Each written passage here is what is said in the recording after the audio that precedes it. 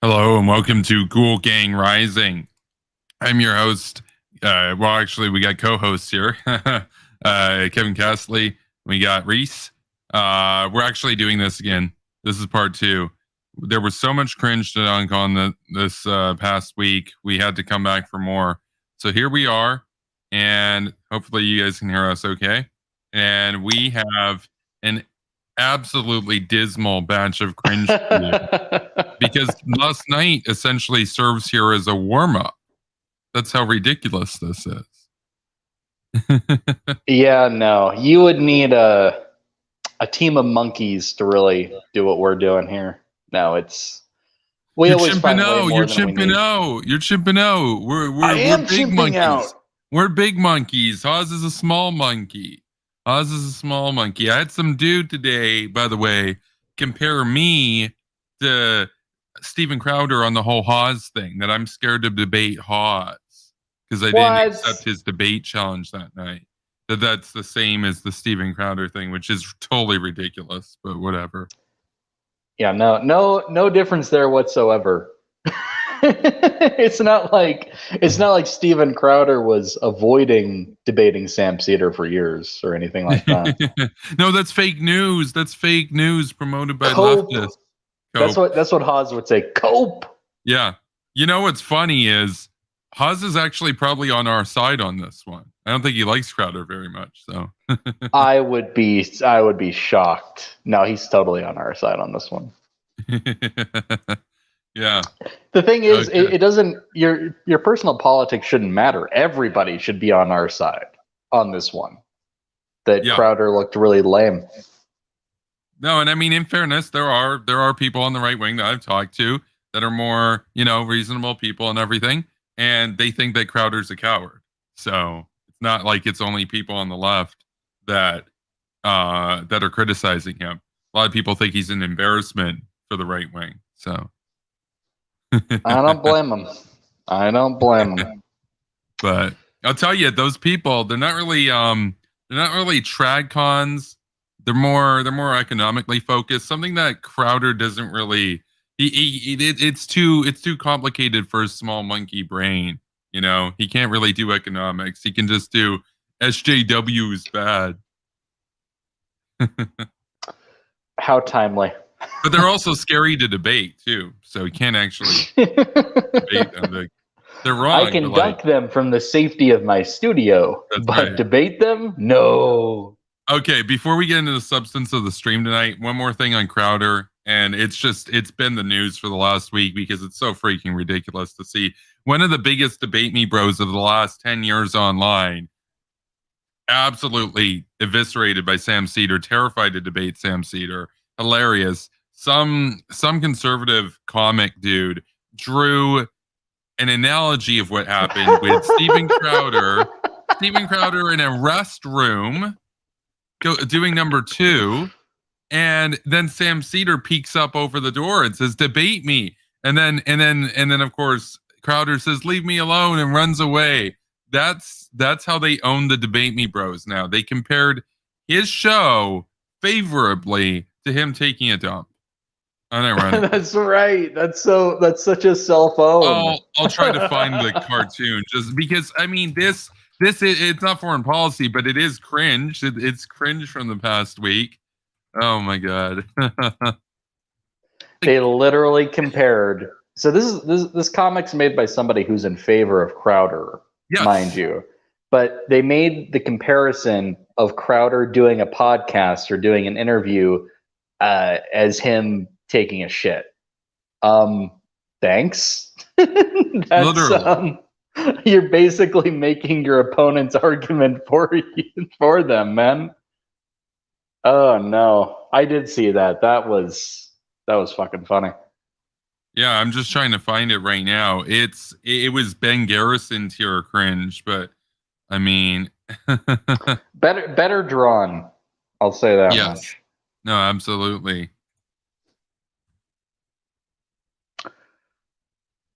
We're gonna maybe look at the chat. Yeah, we got some people here tonight. I found it. This is gold. They did this to try to make him look based. and Sam Cedar like obsessive and everything. It's hilarious. Bring this up on the screen.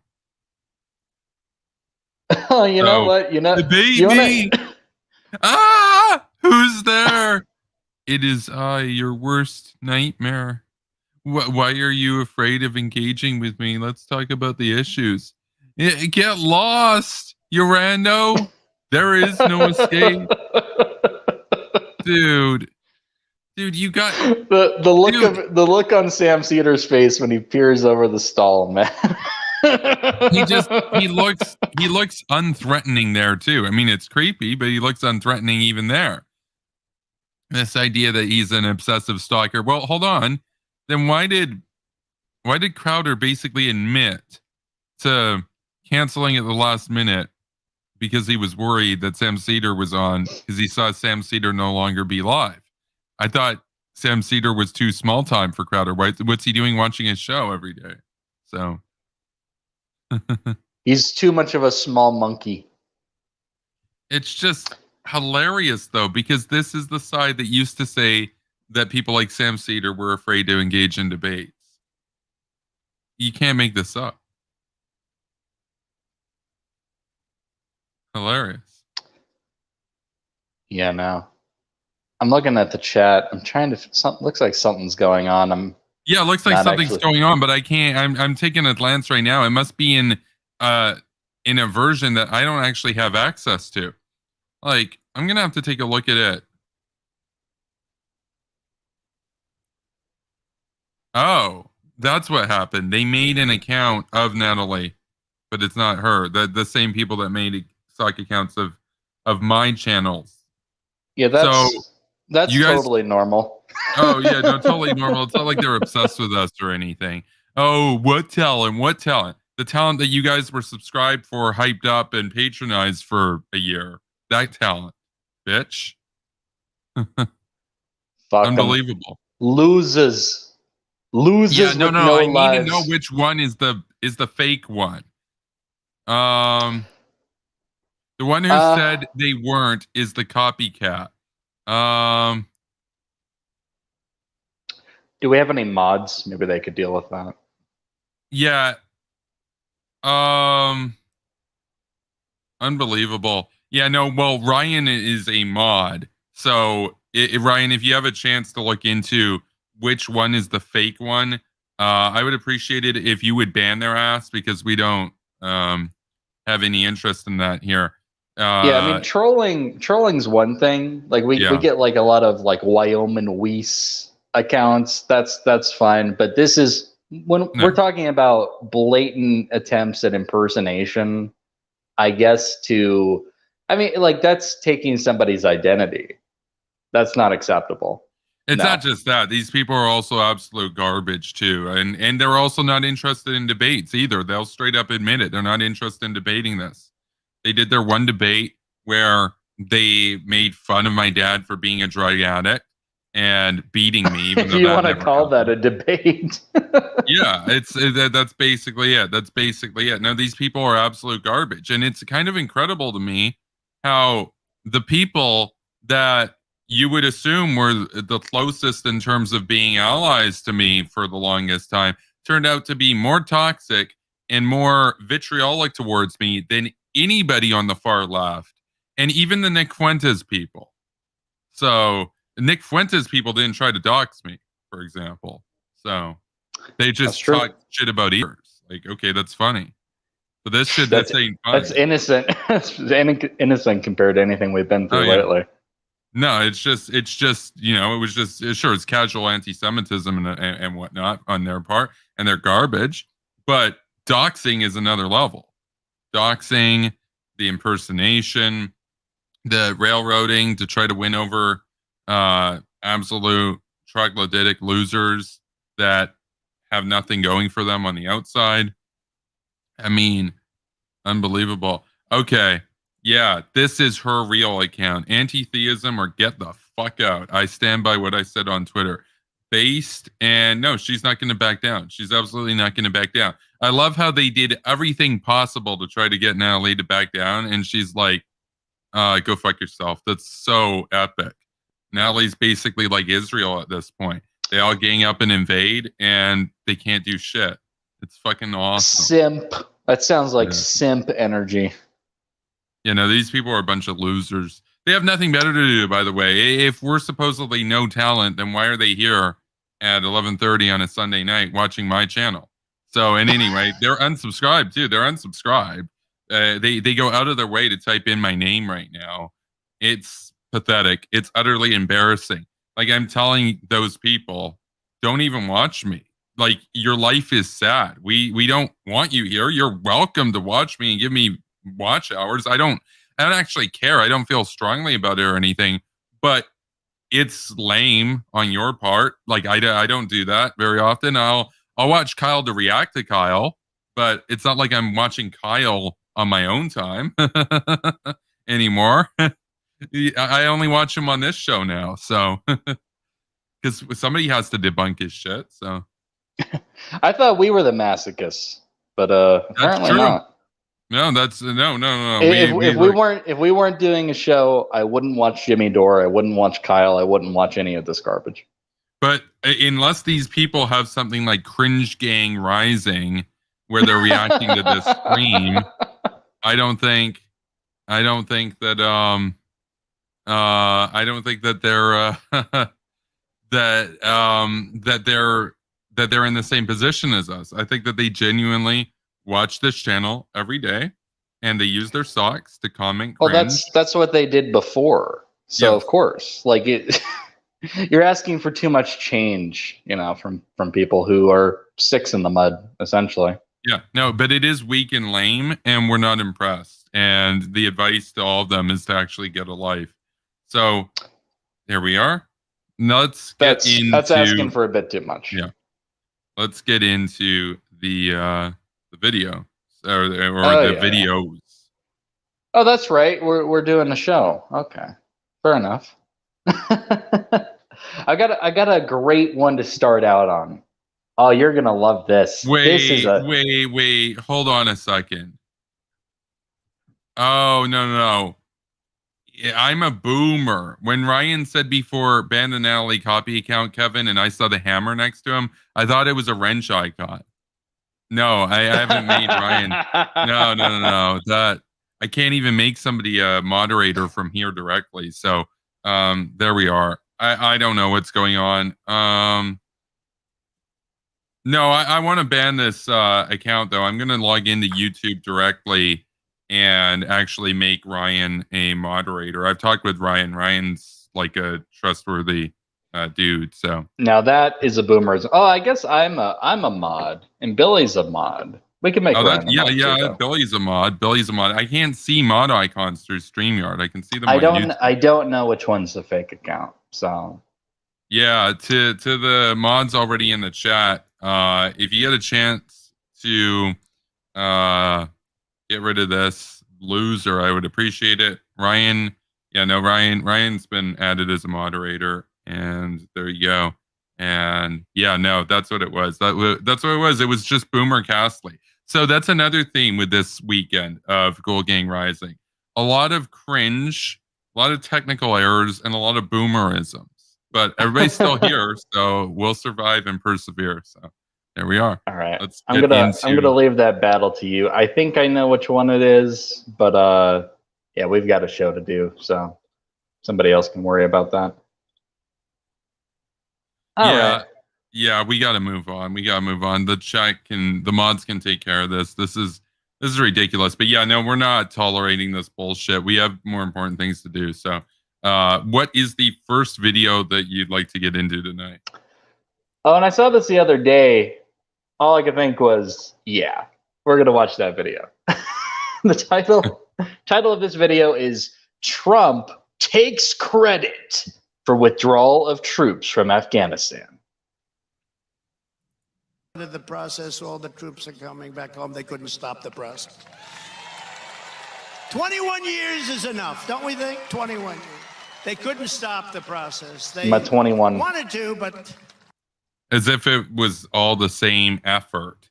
As if 100,000 troops for a couple years under Obama were anything like 2,500 troops under Trump.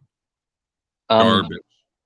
And it's not 21 either. It's 20. So that I don't know where that came. Is it because it's 2021 and they think we went in 2000? I don't know. Very odd.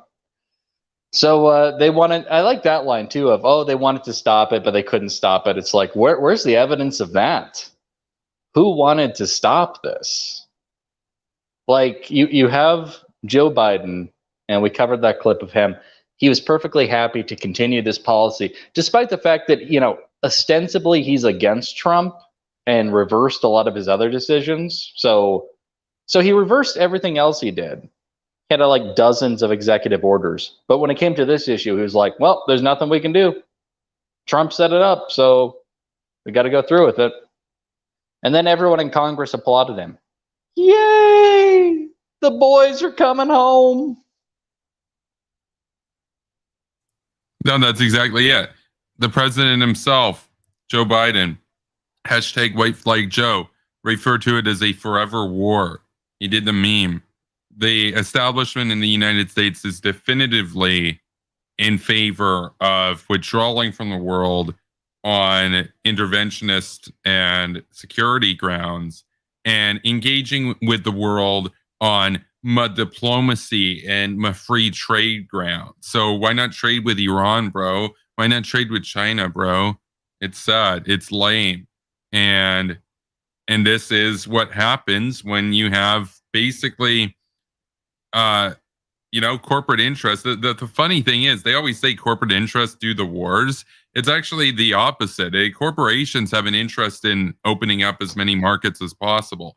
They want to trade with China and Iran. They don't want to do, Cold War type stuff because that turns off potential suppliers of slave labor. So, not good for the profits. Not good for my profits, bro. You know what this clip is? This clip is definitive proof to anyone. So when Joe Biden, made the decision to withdraw completely, we had so many people come up to me specifically, not so much you, but more so me, and say, "Oh, do you regret your vote now?" It's like Trump was going to do this anyway. He's telling you right now that he was going to do that. Plus, he was actually worse. He was trying to withdraw troops from everywhere. He was trying to bring the troops in Germany back. Yeah, the troops in Japan back. Like everywhere. It didn't matter if they were in an active war zone or not. Plus, he took troops out of Syria, which he's going to brag about here. So he's bragging about this. Imagine bragging about this. Imagine going in front of a crowd of people and saying, "Oh yeah, so they surrendered, but look, I decided to surrender first. I mean, come on, you gotta give me a little credit. This was my idea, man. I'm the first to negotiate and the first to surrender." Yeah. It's a strong unilateral surrender policy, man. Unbelievable. It was very tough to stop the process when other things are at. Yeah, thank you. It's a shame. 21 years. Well, StreamYard, as usual. Everybody writes StreamYards an angry email. Yeah. Say, what's up with your playback feature? It's a shame. 21 years by a government that wouldn't last. Yeah, I guess he just won't move his face. What are we going to say? We'll stay for another 21 years, then we'll stay for another. Oh, God. No. You want to know how you're going to have to stay for another 21 years? You pull out now. The Taliban hasn't been defeated. They do another 9/11, and then you have to go back. But you're not going to actually do it the proper way and have a lot of troops there for 10 years and actually leave the country stable. You're going to half-ass it like the U.S. did, and then leave after 20 years, and then have to do it all over again. That's what's going to happen. It's just yo-yo hawkery. It's sad and lame. Look, how long are we supposed to be there? Another 20 years, another 50 years. Yeah, you want to avoid long-term presence like that, you got to do strong force, get rid of the threat, and keep the country in a position where you can do nation building and eventually leave it self-sustaining and hopefully get that done within 10 to 15 or even 20 years, as opposed to it's been 21 years and we're basically in a similar place to 2001 now, because there just weren't enough troops committed. It's embarrassing. The only time when there was an adequate number of troops to actually do the job properly was for just under 3 years under Barack Obama. That was it. So that's sad and lame. And Obama, of course, was the one who drew them down too. So it's not like he gets a lot of credit for the surge. He ended the surge. So if I started it, I can end it. Yes. Yeah. No, literally. No, it's sad. It's lame. I think I've said what I need to say about that. Wouldn't last. The only way they last. Maybe it's a problem with the video itself. I'm going to try that again, though, because maybe there was a problem with the video itself. But that's so lame. Like, come on. Wait, StreamYard or Trump? Well, both. But StreamYard actually more so right now. Yeah. That should tell you about how I feel about StreamYards in the current day. What was the title of the video again? Oh, it was Trump take credit. Yeah. It's the one with Trump. Wouldn't last. The only way they last is if. No, that's a problem with the video itself. The video itself has this awkward pause. That's not actually StreamYard. So StreamYard was playing another boomerism. See, that's such garbage because it's just a YouTube video. What the fuck is wrong with it? No. I think the YouTube video itself must have been uploaded like this. But it played fine on YouTube. Oh, it did play fine on YouTube. Yeah, no, like I wouldn't send you a bunk and junk video, and it was uploaded to the Hill. Like, do you think they would just get away with that? Yeah, but they had Rising, so with Kremlin Kyle. Yeah, it was garbage content, but it played fine. Okay, that's true. No, it's StreamYards. That's not the video. For another 21 years. Bro. And another 21 years. 21 years is enough. Brought them back home from Syria. Remember the thousands of troops we had on the border with Syria? Remember that? We had thousands of troops between Turkey and Syria. I said, wait a minute. This border. Trump, you're looking a little pixelated right now. Just a little bit. Yeah. Yeah, now the video quality wasn't that amazing. We never did anything. Now, why are we doing it? Sir, you can't do it. It'll be war. It'll be war. I said, our troops are in grave danger. You have two armies, and you have our troops in the middle. How is that a good rebuttal? So he's like, he does an imitation of the people in his ear, all these generals saying, don't do that. It will mean a war. And he says, look, there's always been a war. There's always going to be a war. And it's like, yeah, but us leaving created a vacuum that directly led to further conflict and mass slaughter of civilians, but whatever. I mean, like, that actually you can't change that happened. You can't just be like, oh, hey, they'll figure it out. No, that's not how it works. We are directly responsible. He is directly responsible for Turkey having an opportunity to go in and to slaughter the Kurds. Yes. Now, we have an update quickly here from Ryan. So, the Natalie account seems to have pretended to be two different accounts. Oh, yeah. So, totally deranged lunatic tonight. So, now like that's loser. That is like, honestly, that might be the lamest thing I've ever seen in my life. Like, they must be so proud. Like, imagine what their parents would think. It's like, oh, our son, he managed to be two different accounts. We're so proud. Not just one, two. There's two of them. No, dude. Okay. Let's get back to Donnie Yester, Vladimir Trump. So I started bringing them home, and then we got down to 54 troops. And I said to one of the generals, who was a good general, he wasn't a woke general. Do you notice the woke generals we have? Oh my God, dude. No, you know who's woke? War bad. Let's pull out everywhere. Imperialism. That's Donald Trump. Donald Trump sounds like an SJW on the military. He sounds like end the war. He was one of the good generals. He wasn't one of these woke generals. I mean, it wouldn't have mattered. He never listened to his generals anyway. No. He'd say that the generals were deep staters. Dun, dun, dun. Spooky. This was a real general. I said, we have 54 men from 5,000. We have 54 men at the border.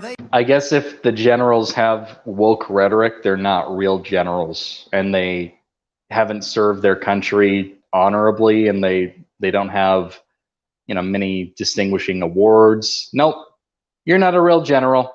Back of the line. Yeah, well, if they're woke, I mean, are they even really in the military? Maybe they're just an imposter. You're discharged. Yeah. No, this is crazy. Yeah, defund it. You've been defunded. They want to defund the military. These guys sound exactly like SJWs. They sound like Ilhan Omar.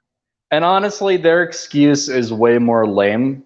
Because at least when the typical people say that, it's because of some alleged atrocities being committed. These guys are just like, they read a book I don't like. Take their money. Oh, dude. Okay.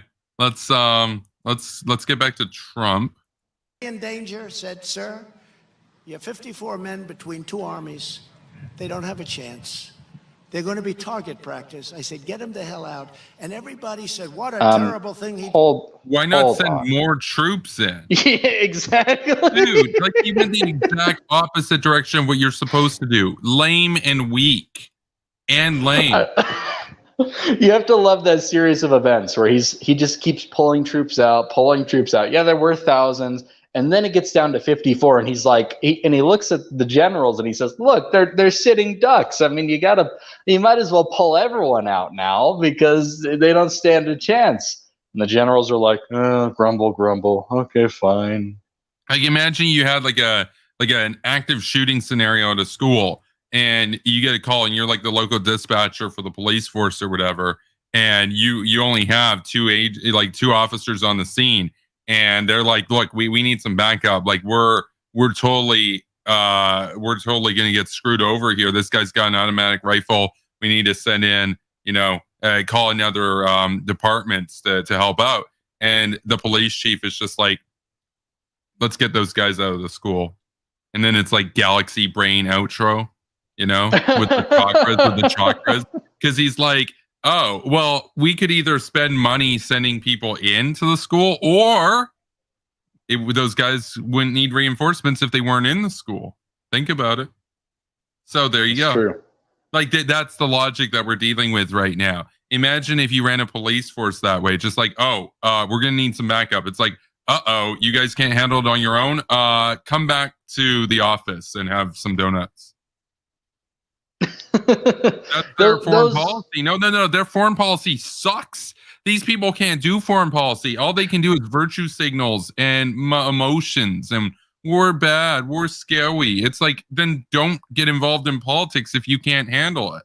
Don't get simple. Don't sign up for the military and don't try to become president if you're not comfortable with actually taking charge. So. Like he could literally be anything. He could be anything. He could go the Britney Spears route, be like a singer or something. Be like Michael Bolton, Your hero, Michael Bolton. Or for Trump, just be a businessman. Or that. You didn't have to. You already made a name for yourself. You You didn't have to do any of this. Well, there was 6 bankruptcies, so he did make a name for himself. But I suppose. He might as well, have another source of revenue. You know my other nickname for him, right? I always called him Donnie Yes Sir Vladimir Trump, but my other nickname for him, right? Big Debt Don. $10 billion, more like negative 10 billion. He almost certainly has a negative net worth right now. He owes a shit ton of money. It still has 10 billion in it. Yeah. So that's worth something. No, everything about this guy. This guy's tie was bought on credit. Seriously. All that this guy does is owe money to people. That's why, even though he claims he's worth $10 billion, he stiffs contractors for $80,000 and refuses to pay them for services rendered on his jet. Because he doesn't own the jet. It's all credit. He doesn't have the money to pay anybody. He knows. You know what I think he's actually more worried about with the tax returns than people finding out that he owes money to Russian banks, because his base right now, they won't give a shit. They'll just be like, oh yeah, well, Russia's TradCon. You know what he's worried about people finding out? That he has a negative net worth, because then he doesn't get to look like a genius billionaire.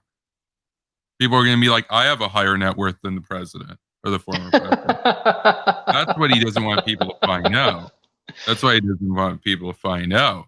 Because when he's had people sign non-disclosure agreements and stuff in the past, his whole thing was always, you can't talk about his finances.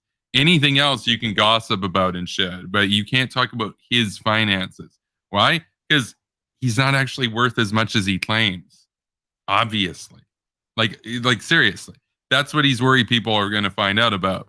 And would he get impeached over that? No, he might get impeached over the Russia thing, but he'd rather people think he owes money to the Russians than think he has a negative net worth. So, because his whole brand would fall apart then, because he's supposed to be this billionaire. And if they find out it's a negative billionaire, they might lose respect for him. Pretty sad that that's what it would take, but hey, welcome to America. Somebody has to make a comedy video, a parody video of Donald Trump calling into Dave Ramsey asking for financial advice, and Ramsey's like, "Okay, what's your annual income?" and he's like $600 million, and Ramsey's like, "Are you trolling?" It's like, "Nah, you don't remember me? I used to be your president, man." And it's like, okay, I guess $600 million. It's like, okay, and how much do you owe? And he's like, 8.6 billion. And you're like, ooh, that's not a good ratio. It's like, and he's like, is your car paid off? And he's like, no. He's like, sell it. Like, it would just basically be like a Dave Ramsey video, except it's somebody owing 100,000. It's somebody owing like billions of bucks. That would be a great meme. So, because like there's no way. There's no way. And like even if he did technically somehow have a positive net worth, he's still going to be running a lot of debt, and his net worth is not even going to be $1 billion. There's no way he's even a billionaire. Like, if he has a positive net worth, it's in the tens or hundreds of millions. It's probably in the negative. He's probably in the red. He's been in the red for most of his life. He inherited hundreds of millions of dollars and he went bankrupt 6 times. So, yeah, you guys remember Trump steaks, the world's greatest steaks? You can't buy them anymore. You guys remember Trump airplanes? Trump Airlines? You can't ride on that service anymore because it went bankrupt. You guys remember Trump Casino? Oh, that's right. That one went bankrupt. His businesses cannibalized each other because he wanted them beside each other so he'd have his name up in lights twice. And they took business away from each other and they went under. Nobody else does that. That's like grade school level stupid. So he can't be a businessman. He sucks at being a businessman. So I guess he had to become president. So, but he can't handle that job either because he thinks that it's a virtue to surrender your country's security interests. So everything he does, he bungles. Just consider this the bankruptcy of foreign policy then. That's right, and you can't enroll in Trump University either. Not only did that one go bankrupt, he also got sued over that and had to pay out millions to people that got scammed. So many missed opportunities. I could have taken a Trump airplane to Trump University and had a Trump steak while I was on the airplane. And then taken out a $200,000 loan to go to Trump University where you don't learn anything, but you get to go to a dinner where you don't get to meet Trump, but like Trump's going to send one of his kids to give a speech, and then you're graduated, and now you're supposed to be a business dude. So then you get to sue them. Please, and then please be Ivanka. Please be Ivanka. And, Eric. Yeah. Oh. Yeah, God, you got the dumb one. Uh-oh. And then the court rules in your favor and compensates you for all your expenses and gives you some money over. So you actually came out of that on top. That would be the adventure. But this guy's a great businessman. So yeah, no, Zayas is right. Like, he can technically pay off all that debt, but he'd have to unload the majority of his real estate. That's probably true, but he can't do it because it would hurt his ego. He's not going to do that. He's just going to roll huge fucking debt for the rest of his life. Sad. So.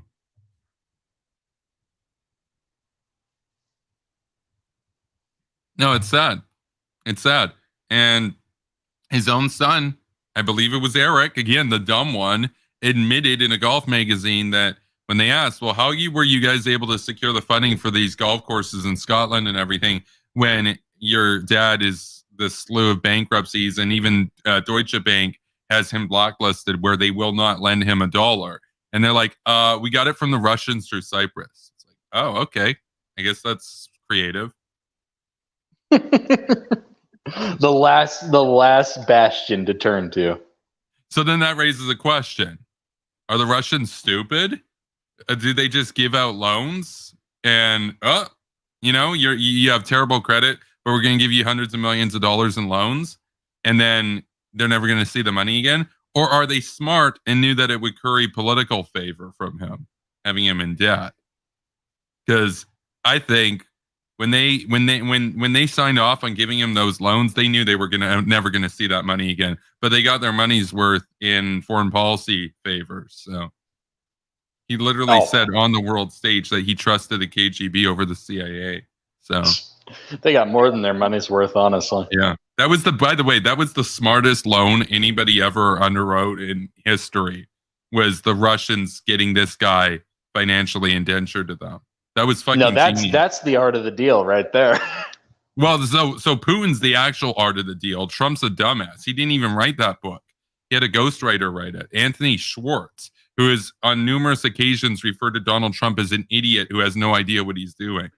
And he was his ghostwriter. So. You couldn't make it up, man. No, you can't make it up. And so that's why Putin was all smiles, because he's like, how is the American president this dumb and gullible and owes money to me?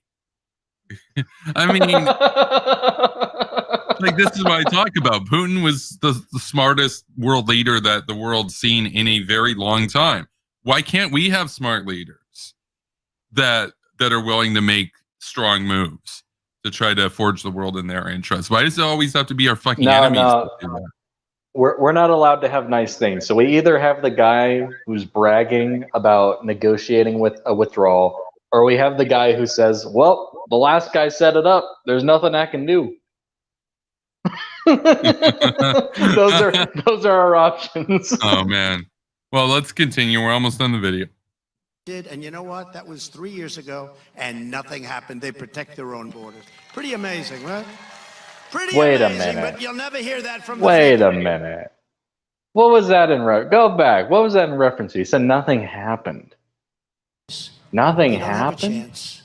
They're going to be target practice. I said, get him the hell out. And everybody said, what a terrible thing he did. And you know what? That was 3 years ago, and nothing happened. They protect their own borders. Pretty amazing, right? Nothing happened. Nothing happened when we withdrew from Syria. Okay. Where do you even fucking begin, man? Nothing happened. Oh, except for that Turkish incursion, litany of dead Kurds, I guess that's just nothing happening. No. He likes Turkey. He likes Erdogan. He likes the thick dude. The thick dude. No. He's basically like Alex R. If Alex R. was president. That's Donald Trump. Oh, it's so embarrassing. Like to just sit there, that's tantamount to genocide denial. What we just listened to. Oh, nothing happened. They were a bunch of worrywarts. No, They but you kept know what he would telling me, say? don't do it. You know what he would say? He's right, because he was just talking about the American troops. Nothing happened to them, so it's all good. Who cares what happens to the Kurds? Oh man? yeah, there's a nice little there's a nice little loophole right there. And his supporters would be like, yeah, like, are Kurds even people? Turkey said they aren't. The Kurds in Afghanistan are certainly not people. Joe Lewis right now is just like, no, they're the biggest allies against the Taliban.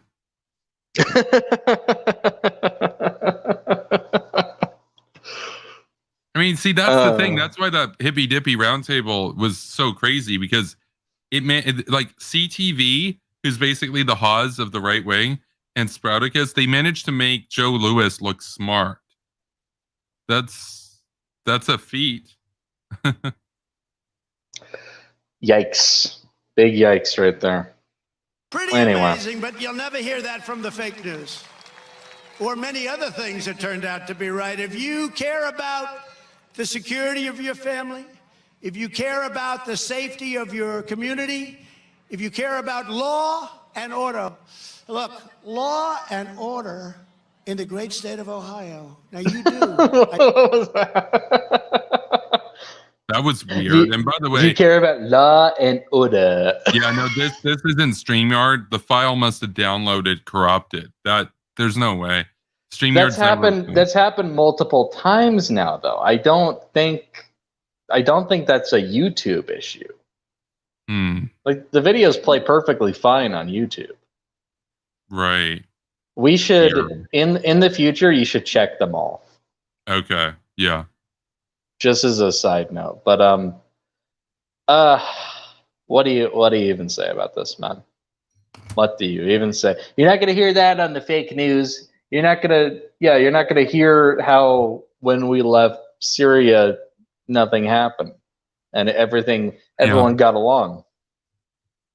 Yeah, no, that's what we'll do. I'll have to check them. I usually get home fairly soon before the start of it. So if we do Ghoul Gang Rising regularly at say 11:15 or 11:30, I'll have the time to actually check the files before we do the actual show. So that's fine. I mean, all you need to do is like just see if it play like 5 seconds of each of them. Honestly, because this one worked at the start, but yeah, just kind of parse through them and see how they are.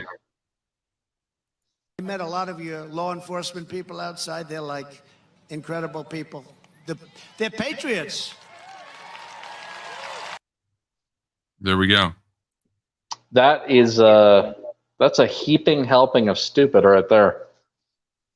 Yeah. Imagine going to that rally, man. Oh my God. He's still doing rallies. Like it's a cult. I know that's not an original comment, but it's true.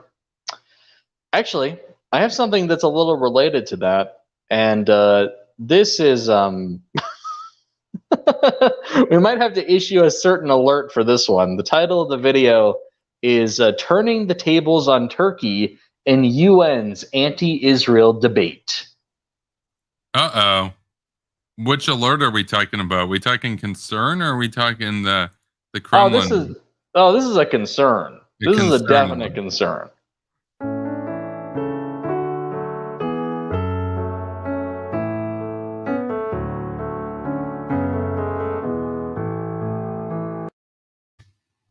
Okay. Here we are.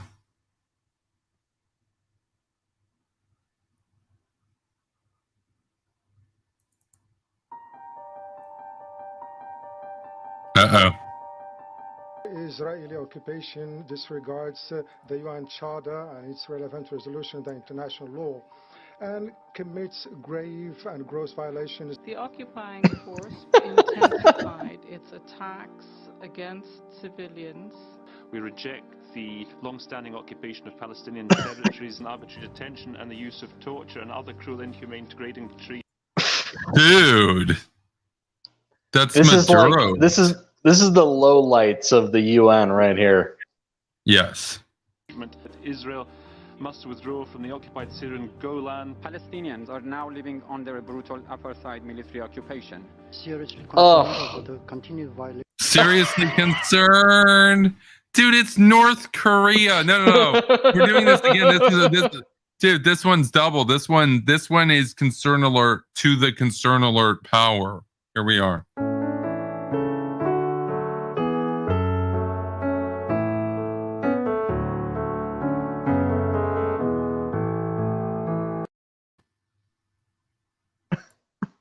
We are seriously concerned.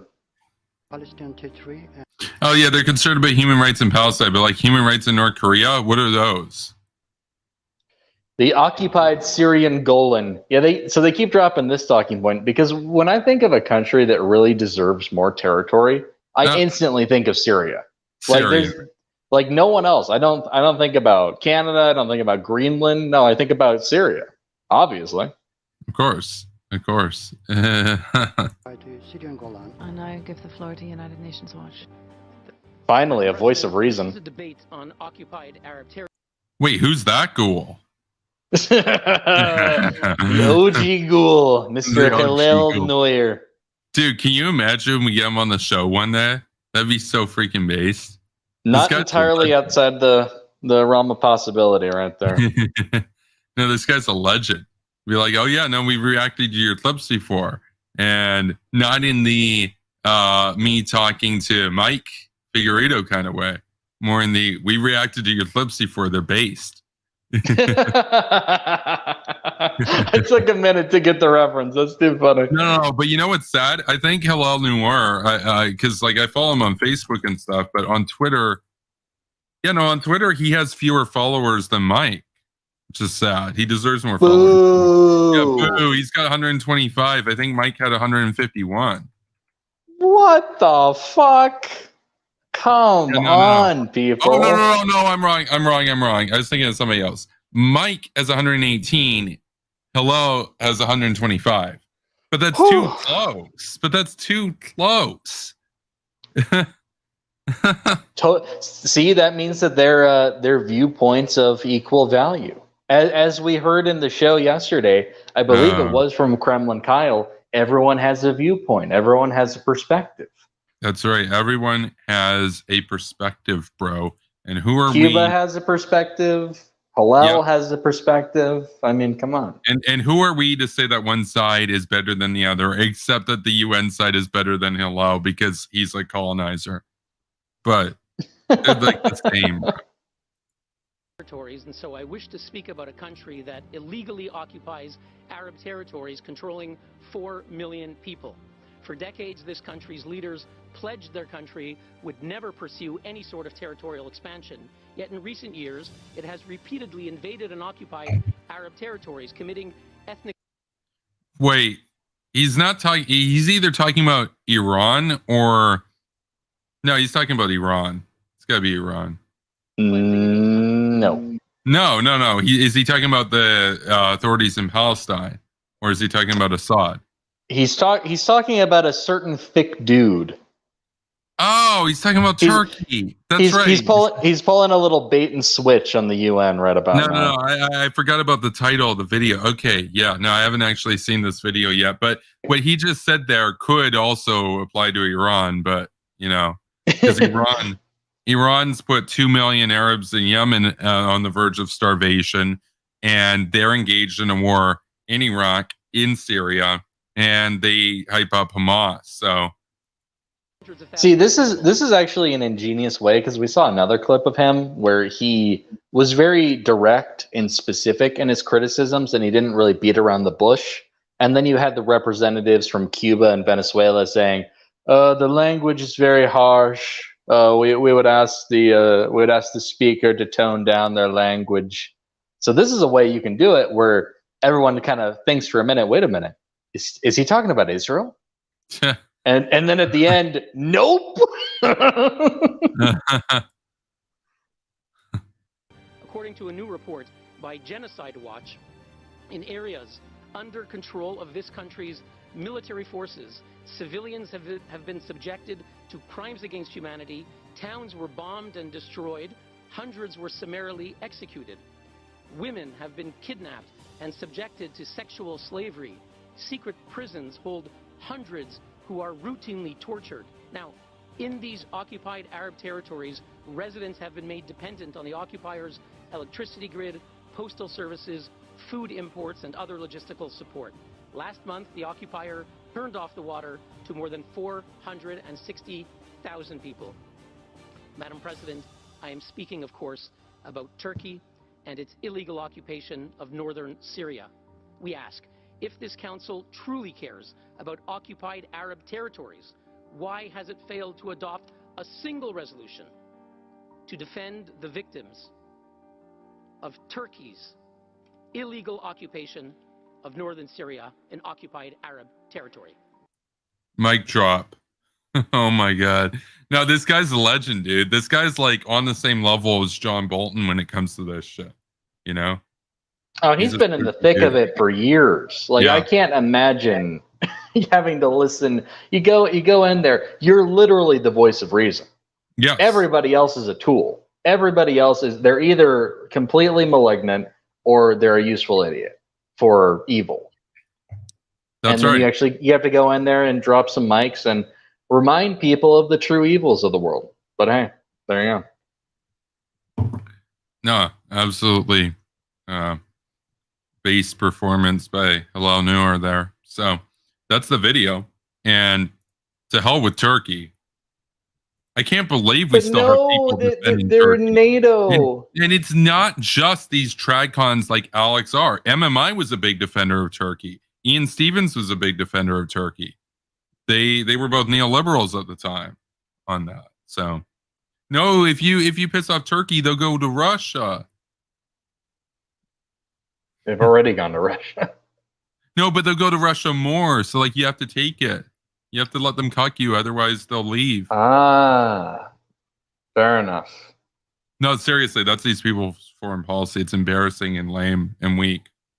And lame. And weak. And lame. Oh man. I'm a little torn on what we're going to do next because, you know, in about a half hour's time we usually do our intermission. I say let's react to a cringe take. That'll narrow it down. Okay. Well, you asked for it.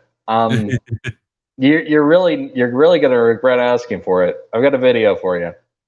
Video's called "Exposed: Journalists Killers Trained by U.S." And yes, we knew that we were going to be talking about this story. It was inevitable.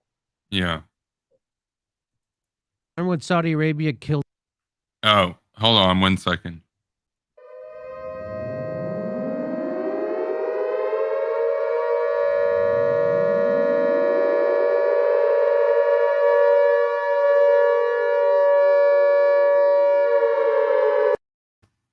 Okay, we can react to the video now. Yeah, we finally.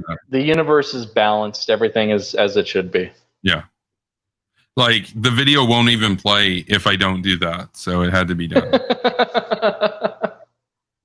Khashoggi, who was the Washington Post journalist.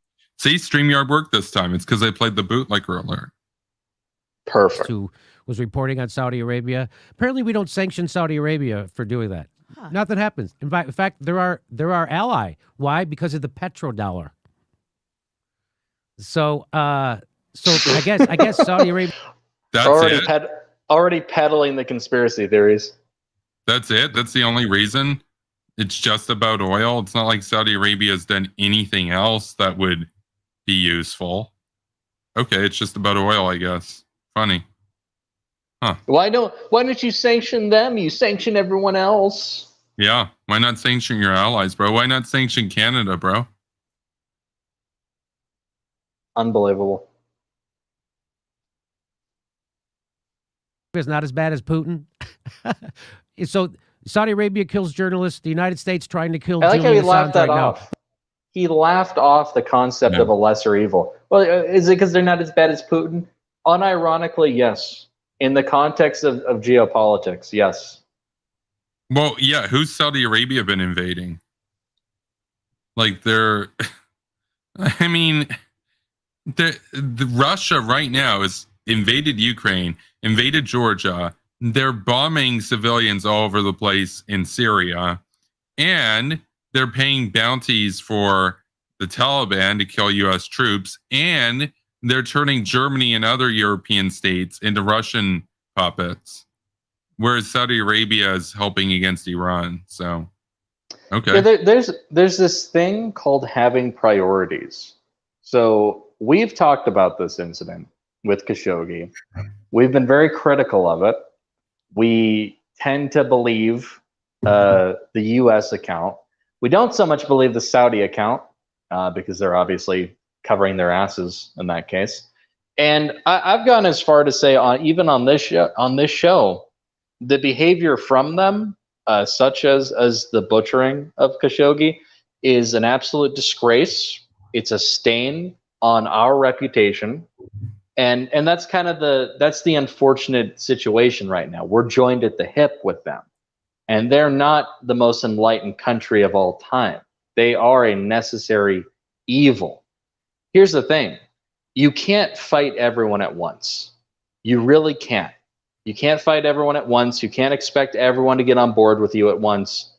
And sometimes there are bigger fish to fry. But apparently, but what's even the point of debating that with someone like Jimmy Dore? He doesn't believe in involving ourselves in the world at all, or even attempting to make the world a better place. So why the fuck would I care what he thinks about this? Well, he wouldn't argue that, like, basically, it almost makes it sound like the debate is over. Well, he thinks that Saudi Arabia is a greater evil, and you think that Russia is a greater evil, except, and maybe there could be an argument one way or another, and that Russia's the lesser evil, and that Saudi's the greater evil. Except here's the problem with that. Jimmy doesn't think Russia's evil. He thinks they're based. That's true. Good point. So it's not greater evil or lesser evil. He thinks Saudi Arabia is bad for the simple, we all know what it is. Let's say Saudi Arabia was like Russia and hated America. Would he be saying this shit? No, he'd say that they're anti-imperialists. So to his snide comment earlier, we're not sanctioning them. They're our ally. Yeah, Jimmy. Yeah. They are our ally. By the way, I got to say, I'm sick of all this outrage about Khashoggi from people like Jimmy Dore and all these others, because they have it like, oh, they killed a journalist. Their boy Putin murders so many journalists. It's been, for the longest time, more dangerous to be a journalist in Russia than in war zones in Afghanistan and Iraq. That's how deadly it is to be a journalist in Russia, because Putin kills so many journalists. Oh, but Saudi Arabia kills one journalist and they lose their shit. They don't give a shit when Russia does it. They never talk about that. They never talk about that. They spend much time talking about Litvinenko or Skripal or the innocent people that were caught up in those attacks against them in the UK? No, they never talk about that. And if they do talk about it, that the UK is trying to do a Cold War with Russia. Use this as an excuse to get hawkish on Russia. Listen, Kevin. They care very deeply about Russian journalism. Just last night, we were listening to Kremlin Kyle, and he said, what are they going to do next? Ban Russian media? You got to let the Russian media in. See, he's pro-Russian media and Russian journalism. Good old Kyle. Kremlin Kyle. But Putin is the bad guy. Yeah. Yeah. Kind of like, so the point I was getting at earlier, Saudi Arabia, they're our ally now, kind of like how China was once our ally. Oh my God, does that mean you agree with everything they do? No. Sometimes there's a parameter in terms of what's actually geopolitically feasible. Sometimes you have to make shitty deals. Sometimes you have to deal with people who aren't the most reputable. And that sucks. But you know what? We're realistic. We're pragmatic. I guess we're idealistic to a degree, but we believe in achieving that idealistic world pragmatically. Yeah, sometimes you're going to have shitty allies. It's always been the case. At one point, the Soviet Union were our allies. I don't see Jimmy bitching about that. So they understand, and we talked about this, and I believe that was in a Kyle video too. They understand the principle of why we're allied with a nation like Saudi Arabia. But still, they're going to point out and they're going to be like, oh my God, look what your ally did. Look what you signed off on. Oh my God, look at Turkey, NATO nation Turkey. It's like, well, yeah, and that's a totally different situation because we don't believe in continuing that alliance. And here's the thing. If Turkey got kicked out of NATO, they'd be defenders of Turkey. They'd turn into Alex R's, all these guys. Yes. Overnight. Right? Putin's the bad guy. We're trying to kill Julian Assange. Saudi Arabia killed Khashoggi, but we're trying to kill him. Where's the evidence for that? No, we're trying to extradite him where he's going to face justice. By the way, people don't really get routinely killed over here, Jimmy. There's a pretty hot button debate about the death penalty. There's not a whole lot of people getting killed. And if you're on death row, you're on there for fucking 30 years or some shit. Oh, you're trying to kill him. Yeah, maybe he'd get the death penalty. Or maybe he'd just rot in prison for the rest of his life and smear more shit on the wall. Who knows? Who knows, man? I have my doubts, though. I have my doubts they'd give him the death penalty. Over hacking? Yeah. Color me skeptical about that one. Yeah. But they always say this. They say this in like every video. They're trying to kill him. Where are you getting that from? They're trying to extradite him. These guys never talk anything about all the journalists that their boy Putin, putrid Putin, murders in Russia. I want to highlight one journalist in Russia that was murdered by the Kremlin. On April 12th, 2018, investigative Russian journalist Maxim Borodin was severely injured after falling from his fifth-floor balcony in Yekaterinburg. He was placed in a coma but died from his injuries on the 15th of April. And you want to find out, surprise, surprise, what did they classify his death as? Oh, a suicide. Oh, isn't that convenient? That's just one case. But obviously. But what about Epstein? Dude, you've got to be fucking kidding me. So the day before his fall, Borden told his friend that he had seen armed, camouflaged men near his flat. Following this, he attempted to find a lawyer. Later, however, Borden called his friend again, said he had made a mistake, and that he thought the men had been taking part in some kind of training exercise. Let's see. Where else was it here? Oh, yeah. And in case you're wondering, well, how do you know it's connected to his being a journalist? So this is, again, about him. And in the months leading up to his death, he gained national attention in Russia after he wrote about the deaths. Several Russian citizens reported to be Wagner or Wagner. I'm not sure exactly how it's supposed to be pronounced. Wagner. Like I know it's probably Wagner, but private military contractor in confrontation with U.S.-backed forces in eastern Syria in early February. And that's right. I mean, that's the other thing that nobody ever talks about. Like you'll notice they bitch and twitch. They fucking bitch and twitch about World War III when the U.S. kills Soleimani or when the U.S. bombs militias in Syria. They never fearmonger about World War III when Russian private military contractors inflict violence against U.S. forces. They never talked about it when the Russian. Well, what were the U.S. forces doing there, man? That's not America. Yeah, it's not America. It's not America. So it's also not Russia. With their sphere of influence, man, it's a coordinate on the planet, so it's Russia's. Russia's closer, man. Yeah, no, this is ridiculous. So they didn't talk a peep when the Russians uploaded on their state TV YouTube channel, Russia Today. They didn't talk a peep about it. They uploaded footage of their own convoy ramming and injuring U.S. personnel in a Humvee convoy in a field in Syria. So when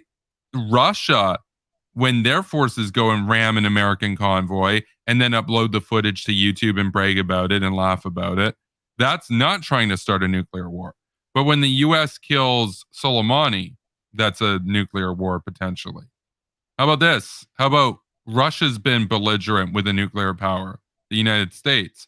Anyway, getting back to this, and by the way, you'll never hear, I've never heard Jimmy or Kyle ever talk about Russian journalists being disappeared in Russia.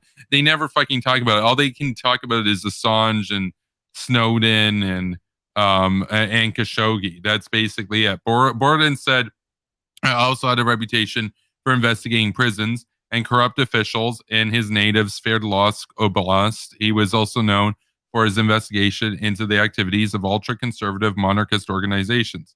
After an interview dedicated to them, he was beaten.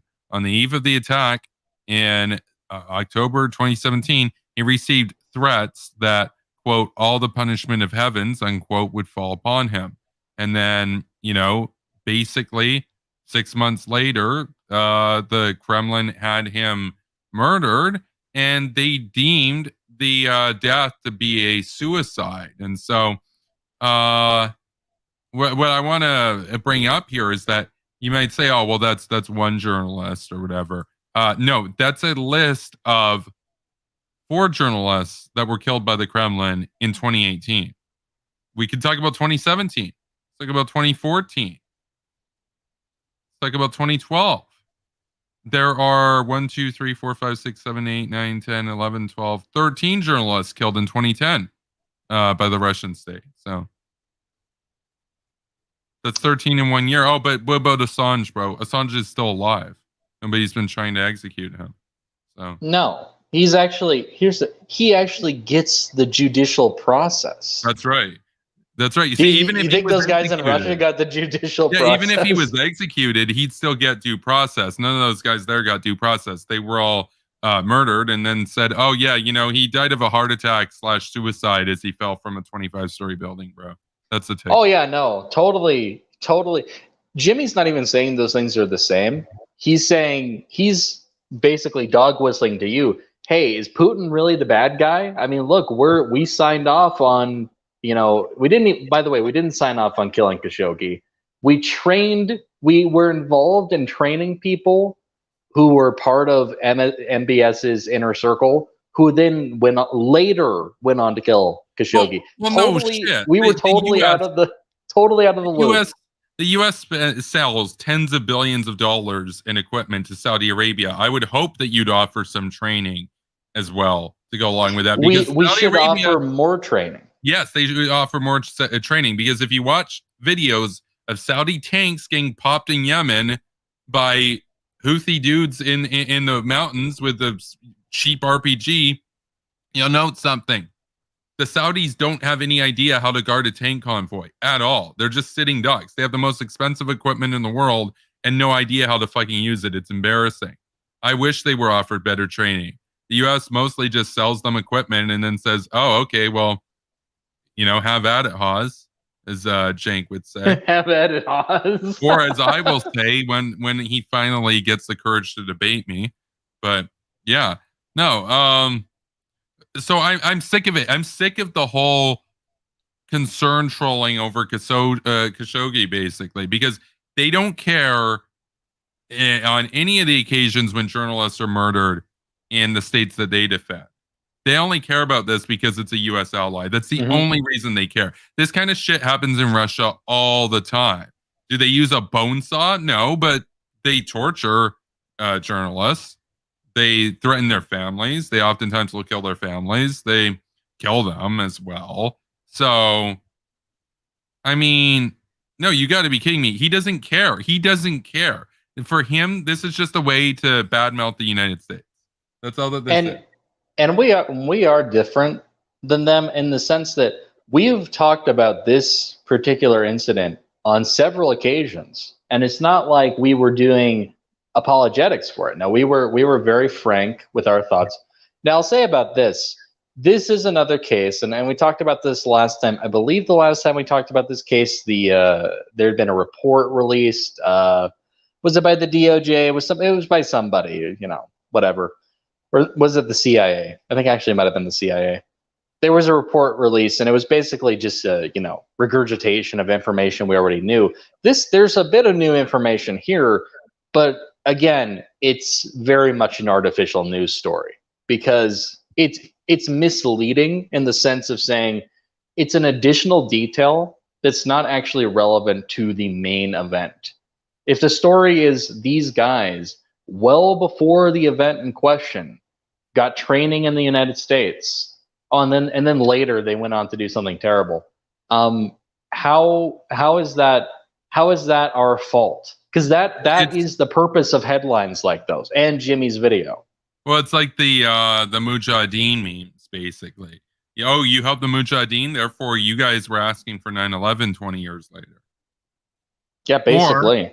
Or as I think it was Rob Noor would say 45 years later, because he said, "Oh yeah, but America armed the Mujahideen in the 70s." Was it the 70s or the 80s or the 90s? No. I'm misquoting him. He said America. He said we armed the Taliban in the 1970s. Just for the record, America never armed the Taliban, and two, the Taliban was created in 1994. But whatever. Like, does history matter? History is just neocon imperialism, bro. So. History doesn't matter if you're just trying to skirt past the conversation as quickly, in his case, like waddle past the conversation as quickly as possible and not actually engage with anything serious and go back to talking about my SJWs. No, but that's the thing. He sounds like an SJW. Rob Noor is like your standard tradcon conservative dude who 15 years ago would have been saying, yeah, big up America, big up Bush, yeah, let's like bomb Iraq. And now, oh, well, we did 9/11 because we armed the Taliban. He sounds like Michael Moore. Like, I'm telling you, man, mainstream conservatives today sound exactly like the left did in the wake of the Iraq War, like Michael Moore and all that kind of shit. They're basically indistinguishable, like progressives and conservative populists shaking hands. America's the bad guy. That needs to be the meme, like they agree on all that stuff. They sound indistinguishable from each other until you ask them their opinion on like trans rights or whatever. That's basically it. So, but they have the same foreign policy. It's sad and lame. So, yeah, this is Jimmy here. This is Jimmy, and nobody, like, he's never going to be challenged on the journalist that Russia's killed. And if he ever did respond to it, you know what he would say? He'd say, "Oh, well, we've killed people." That's what he would say. He would say that. He'd do the Trump line. We've got killers. Look, do you think our hands are clean? Chris says 500,000 casualties in adversarial countries. Jimmy sleeps. 1 casualty in Saudi Arabia. Jimmy alert. He wakes. He's woke. He wakes. He's woke. Putin is the bad guy, and the United States is the good guy? Yes. Unironically, yes. Oh, see, this lends itself to the meme that I'm about to put up on the screen. I mean, he is asking for it. So it's bad enough that he's using misinformation to shit on America. But this is the thing with Jimmy. Even worse than Kyle, he's the type of guy who's going to use that to do blatant Russian apologetics right in front of your face. That's what's going on. Do not get it twisted. That's what some of his fans are going to try to be like, no, he's a truth teller. No. What he's doing is propaganda. It's called covering up Russia's sins and making the U.S. to be out to be much worse than it actually is. Again, we're the biggest terrorist organization in the world, the United States. Don't forget that. So we are going to be here all night. We may have to do a 3rd episode this week on this because Iran is the largest state sponsor of terror. America, dude, you're hysterical. He sounds like a 15-year-old, angsty 15-year-old dude. Hey, man, what about Hiroshima, man? Yeah, Chris says Jimmy Dore is 55 years old, but is as clueless as a teenager on politics. He's also a sexual harasser, too. So. Oh, yeah, there's that. That's not surprising. Not surprising. Is it any surprise that a fan of fascist Russia does sexual harassment? What a shocker. Surprise Pikachu. I can force myself on them. They don't have a choice. I can force myself. Yeah, that's what Alex said. Alex R tweeted out one time. He said, as an authoritarian, if I force myself on a woman, she'll have to take it. And he tweeted that. And I was just like, I suppose that is how authoritarians roll. He's honest. He's an honest criminal. I would love if he used that as like a legal excuse. Like, Oh, that's Your true. Honor, I'm an authoritarian. Yeah, I identify as an authoritarian, and so in my moral world, this was the right thing to do. You know, like, but if That's Kyle awesome. if Kyle Kalinske was the judge, he'd be like, I guess you have a point. Is like my legal code like universal? No. What if your legal code is? I have a perspective. You have a perspective. Yeah, it's like court is permanently dismissed because it turns out we had different perspectives on the case.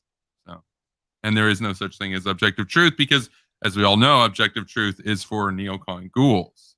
So, that's Anglo science. Yeah, Kyle, the type of guy, by the way, Kyle, the kind of guy to have a 30-year career as a judge and never actually make a judgment once.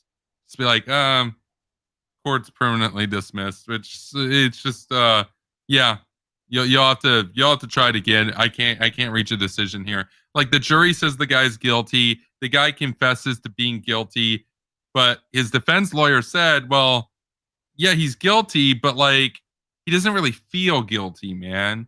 So I don't identify as guilty. Yeah, he's like look, I was guilty before, but I don't identify as guilty anymore.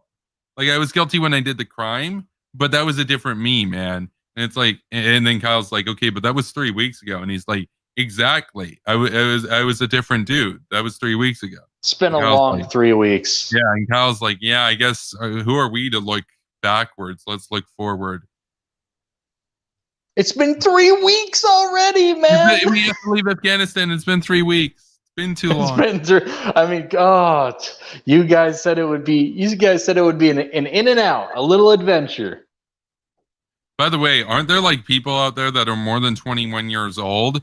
Shouldn't you like be writing your suicide note, being like, "It's been too long, bro." If you're somebody who wants to leave Afghanistan, just be like, well, I was alive for 20 years, but that was a long time. So I guess what's the point in being alive for another 20 years? Yeah, you had your time. Make room for new people. Yeah, that's their attitude, basically. No, it's lame. So we're not the good guys. We're the bad guys. Here's another example. Saudi operatives who killed Khashoggi, where did they get trained? You want to know where they got trained? The United States trained them. No way. No way. No way. Yeah, newsflash to absolutely fucking no one. Thanks, Jimmy. They're just like, what? Gasp. How did they do that? Why? How could they get away with that? That's amazing. So that's proof that we're the bad guys. Because we gave soldiers training. Soldiers of an allied nation. Oh, and then later on they went to do how about this? How about like, yeah, we give training to our own troops and some of them go on to do fucked up things. I guess all of us are responsible for that as well. Jimmy would unironically say yes. He'd say, well, yeah. Except that's stupid. And it doesn't logically follow. And it wouldn't stand up in a court. It's completely absurd. Yeah, I guess we're responsible. He has a really hard time understanding how linear time works and how cause and effect work and how blame works. Amazing. These are like 3 fundamental concepts. No, if you want to operate in the real world. But you don't understand. Linear time is a Eurocentric concept made by white Europeans. So it doesn't really have any validity if we're talking about like outside of the Anglo box, man. With your Anglo physics. Fair enough. You're just an Anglo physics nerd. An Anglo physicist. Yeah. He believes in shit like gravity and Newton and all that kind of stuff. And dinosaurs. Dinosaurs. That's another thing that Haas and Nick Fuentes have in common is the dinosaur shit and everything. So Nick Fuentes, he came around on that one. He said dinosaurs were real, but they walked alongside man. That's his compromise. Yeah. Oh man.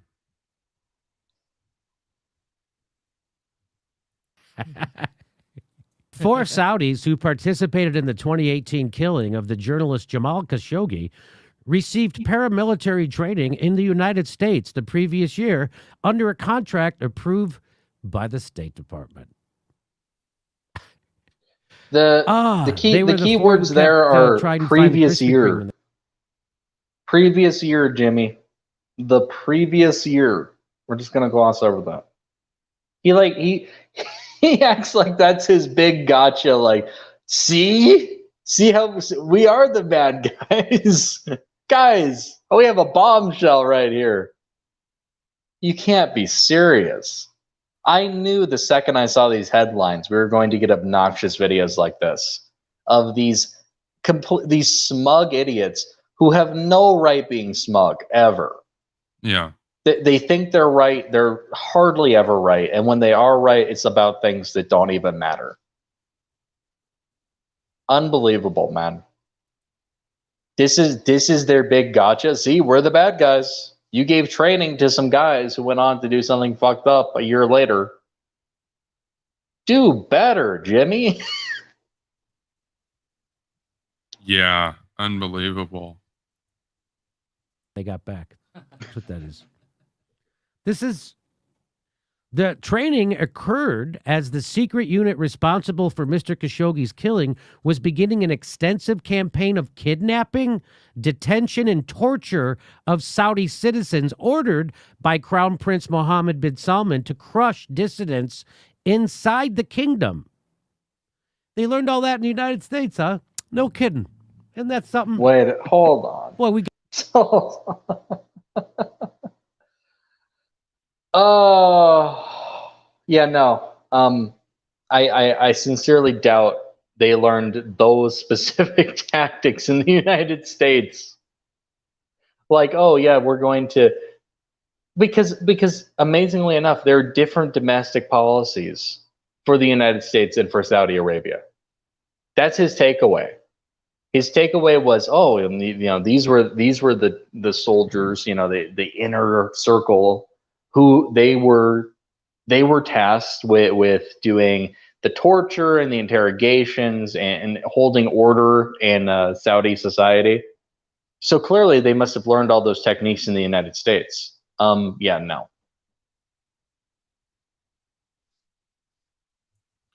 No, but like once they got training from the US, everything that they ever did at any point ever in the future, I mean, come on, the most logical explanation is that they learned it from the US, bro. So like we were like that's how they want to characterize the US training was there. So we had a guy, we had like a Green Beret, and he's like, all right, now I'm gonna train you how to put someone on the rack. and then Michael Moore and Edward Said would come in and say, yes, that's what happened. What are you, an imperialist? What are you, I'm a ghoul? sure. Are you a ghoul, man? Look at these ghouls. Yeah, they can teach anything here in the United States. Am I right? God, we got the best teachers. Yeah, that you never apparently listened to. Apparently not. You still think that Duma was fake news. But he's not sure which type of fake news it is. He's not sure if it was crisis actors or it was a false flag. He just knows something spooky happened. But it wasn't Assad. It could never be Assad. Anyone else. Literally anyone else, Was it the thick dude? Was it America? Was it the rebels? We don't know. Okay, so his line here is, well, it's America. America, they could teach anything in America. Yeah, again, in your own sentence, the key word is could. Just because anything could happen, technically, doesn't actually mean it happened. You actually have to make a case for it. You actually have to have evidence that that's what happened. You can't just say, well, this could have happened. They could have learned this technique in the United States. Oh, really? It's very interesting. It's a very large claim. Do you have any evidence for that, good sir? Apparently not. Apparently we're past that phase. Evidence is Anglo. It's part of the Anglo box. That's right. Anglo science. Anglo objectivity and universal rationality. They can teach. How about let's go a little bit further with that. I think rather than that, it's because they can teach anything in the United States. They taught them croquet, and that's all they did. They didn't actually do any military shit. They just played croquet. Yeah. Wait, and but then why go back to America? What about their elementary school in Saudi Arabia? I mean, they taught them how to do that shit. I mean, it could have happened anywhere. Good point. Could happen anywhere. Maybe like they were 1 year old and their mom told them how to do it. You know, their mom. No, he's such a dumbass. There ain't nothing we can't teach. The training was provided by Tier 1 Group, which is owned by a private equity firm, Cerebus Capital Management. The company says the training, including safe marksmanship and countering an attack, was devised to better protect Saudi leaders. Yeah. Wait. As suspected, the training was basic military shit and not torture and rounding up dissidents shit. Wait. So basically being a security guard means they teach you how to use a bone saw. as if anyone would actually need to be taught how to use a bone saw too, by the way. There's that as well. Yeah. Yikes. Yeah, so that's the training.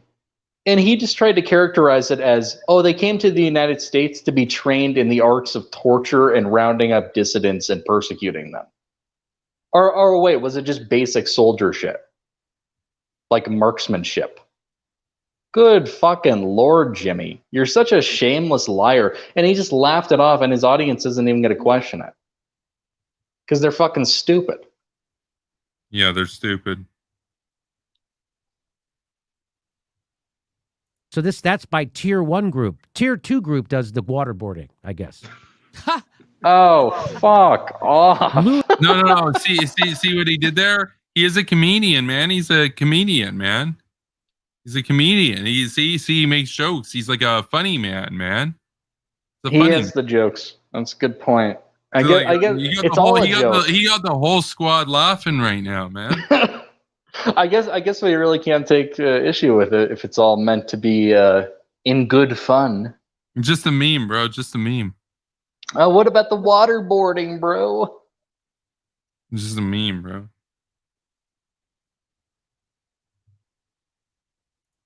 Louis Bremer, senior executive of Cerberus, confirmed that the 4 members of the Khashoggi kill team had received Tier 1. Cerberus, Jimmy. He's like Cerberus. Wait, why not CRB Rus? What about that? Kibirus. CRB Rus. Man, it's Russian. It's like Protasevich. Yeah, like Rusnev. You know? Rusnev. Or as my name is Sputnik. Sputnik with the vodka. Sputnik likes the vodka. Sputnik with the vodka. Group training in Comrade Sputnik.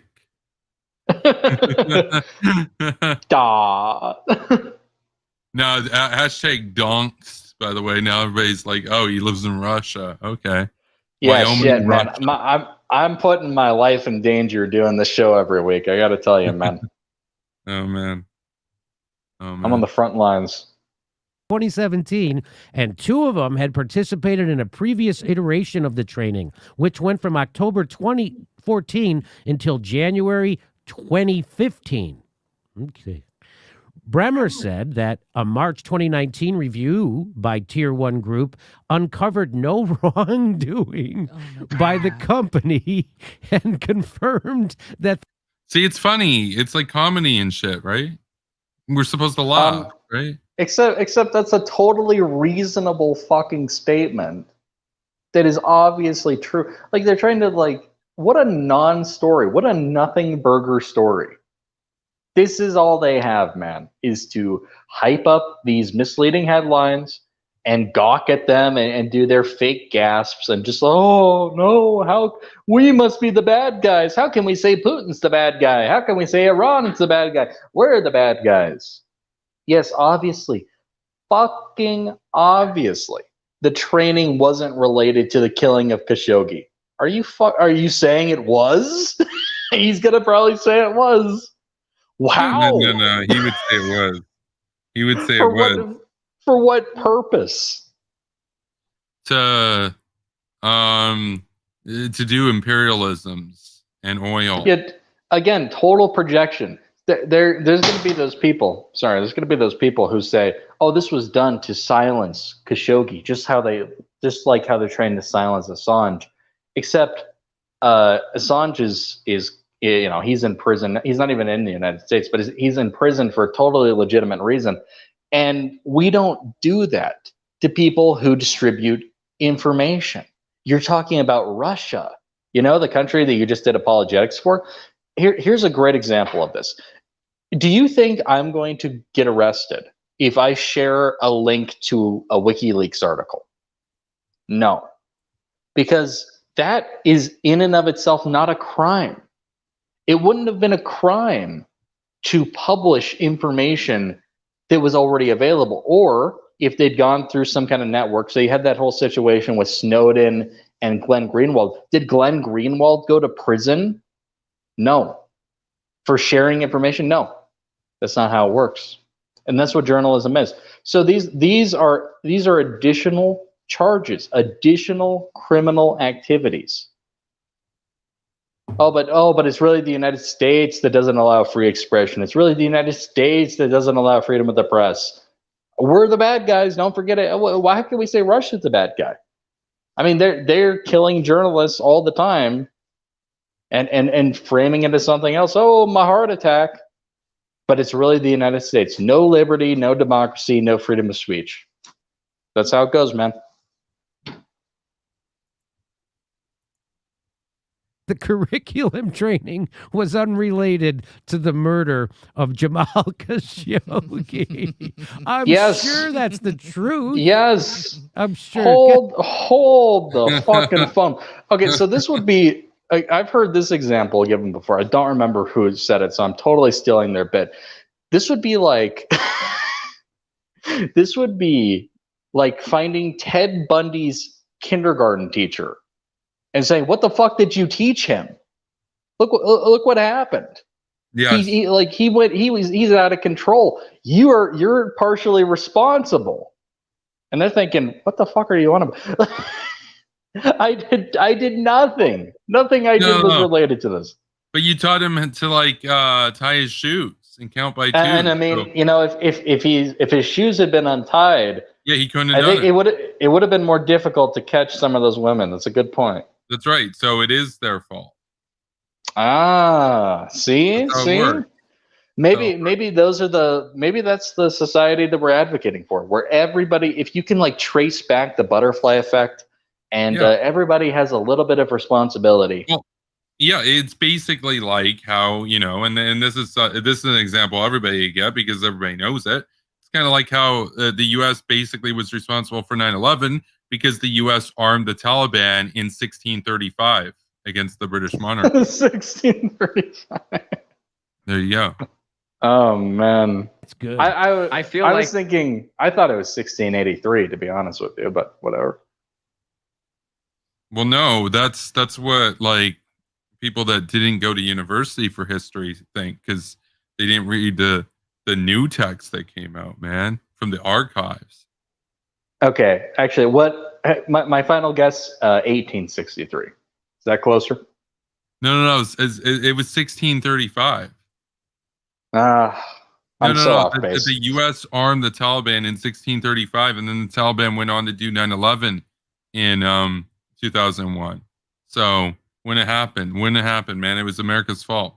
Shouldn't have armed the Taliban in 1635. Now, if you go back far enough, all of the matter of the universe was condensed into what we typically call the singularity.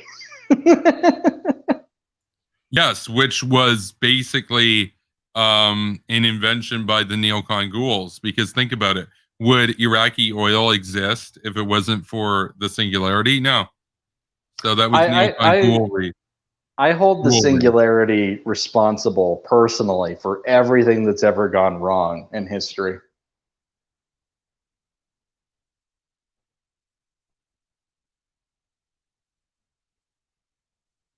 we're done with this now. They Yeah. investigated themselves and everything is fine. Let's start the weekend. Okay. Well, we looked into that. Nothing to see. What?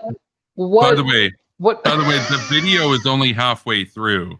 We're not done yet. He's got more cringe to spew. So. I'm prepared, but so they're taking issue, I guess, with an internal investigation. What other result could the investigation possibly turn up? What result? You think there's going to be some grand conspiracy? Dun dun dun. Of course they do. Of course they think there's going to be a conspiracy. They would only believe it if the investigation found that like it was all Dick Cheney and Bush. They're the ones that did this. How would the training that we just got a description of be remotely responsible for what happened to Khashoggi? How? Oh, unless that wasn't the real training, unless they really did a seminar on bone saws. Yeah, mate, that's you know what? Yeah, that's smart. That's probably what it was. Bone saw is ready. Thinking outside the box. Thinking outside the box. Thinking outside the box. No, we looked into it. We did. We looked into it. Nothing. Nothing there. No, we looked in. They didn't do nothing. So I don't know where they got that idea from to go kill that guy. Wait, okay, I think progressives don't necessarily like the didn't do nothing memes. I don't know. I know a lot of people would probably call that problematic. So I've heard people say that kind of shit for years. No, I know. I'm just saying. You know, he's supposedly a progressive. I don't know. You know, because anyway, we can move on. We're called Tier 1 with such a specific name. Everything we do is totally above board. Members of the team that killed Mr. Khashoggi were involved in at least a dozen operations starting in 2017. So not their first horror show. I mean, rodeo. Not their first rodeo. The State Department granted a license to the paramilitary training of the Saudi. It's got me laughing right now, man. He's got the boys laughing, man. He got the whole squad laughing, man, up in here. Oh, Jimmy's jokes, man. Dying of laughter, man. Royal Guard to tear. And then Jimmy and Hawes would just be like, "Oh man, he said you're dying of laughter. You should go back to stand up." Please no. Because they can't do sarcasm. Because that's what Destiny said. He's like, "Oh man, if your chat is already this lit, then yeah, you would be the next boss." Yeah, you're gonna be the next big thing, man. And he's like, "You really think so?" And he's like, You really think so, man? And Destiny's like, "Yeah, no, I mean, look at it right now. Your chat's already more lit and it's smaller than mine." So. One group starting in 2014 during the Obama administration. Okay, so StreamYard is having a normal one, but so was Jimmy, so it worked out. What a weird obsession. Like they put Obama in the thumbnail of this video. Like I guess because that's when these contracts started, so it's a big deal. It's like, okay, whatever floats your boat, man. Wow. Mr. Peace Prize. That was during the Peace Prize guys' administration. Mr. Khashoggi, a columnist for the Washington Post, isn't that what peace looks like? By the way, if you're diplomacy, actually working with a nation, having an alliance with a nation. Isn't that peace? I thought that would be peace. I don't know. Oh, but no, they've joined forces for the interests of war. Dun, dun, dun. Killed inside the Saudi consulate in Istanbul in October 2018. His body dismembered. It's Istanbul, but Istanbul? It sounds like instant Wait a minute. soup. No, it sounds like instant. No, it sounds like instant soup, like instant noodles. Instant noodles bowl. Instant that's right, noodle bowl. No. You know how you can get bowls of instant noodles? Instant noodles bowl. That sounds closer to what he said than Istanbul. Let's go back. Mr. Peace Prize. That was during the Peace Prize guy's administration. Mr. Khashoggi, a columnist for the Washington Post, was killed inside the Saudi consulate in Istanbul. In Istanbul. Istanbul. No, it sounds like instant bowl. It sounds like instant bowl noodles, man. You just add hot water to it. More like instant bullshit. Which is basically every single Jimmy video. No, we need air horns for the sound swag board down the road. That'd be bass. That's like an air horn moment. Instant bowl. Actually, sir, it's a Constantinople. Yes, with like the Crusader mask on and everything. Yeah. Oh man. But it'd be like a nerdy Crusader. Oh yeah. Like either 500 pounds or 100 pounds. Nothing in between. There's no in between. October 2018, his body dismembered using a bone saw. Wow. Insert another bone saw reference. U.S. provides military assistance to 73% of the world's dictators. Just so you know. Again, we're not the good guys. I thought you wanted peace with the world, man. Dude, yeah, why not peace? Shouldn't he be like, it should be 100%? Yeah, that's Jimmy. He's thinking like, why can't we not oppose 100% of them? Seriously. Yeah. I mean, I thought that he should be happy about that the U.S. is working with other countries and their sovereignty and stuff, bro. Copy and paste what I said earlier about not being able to fight everybody at the same time.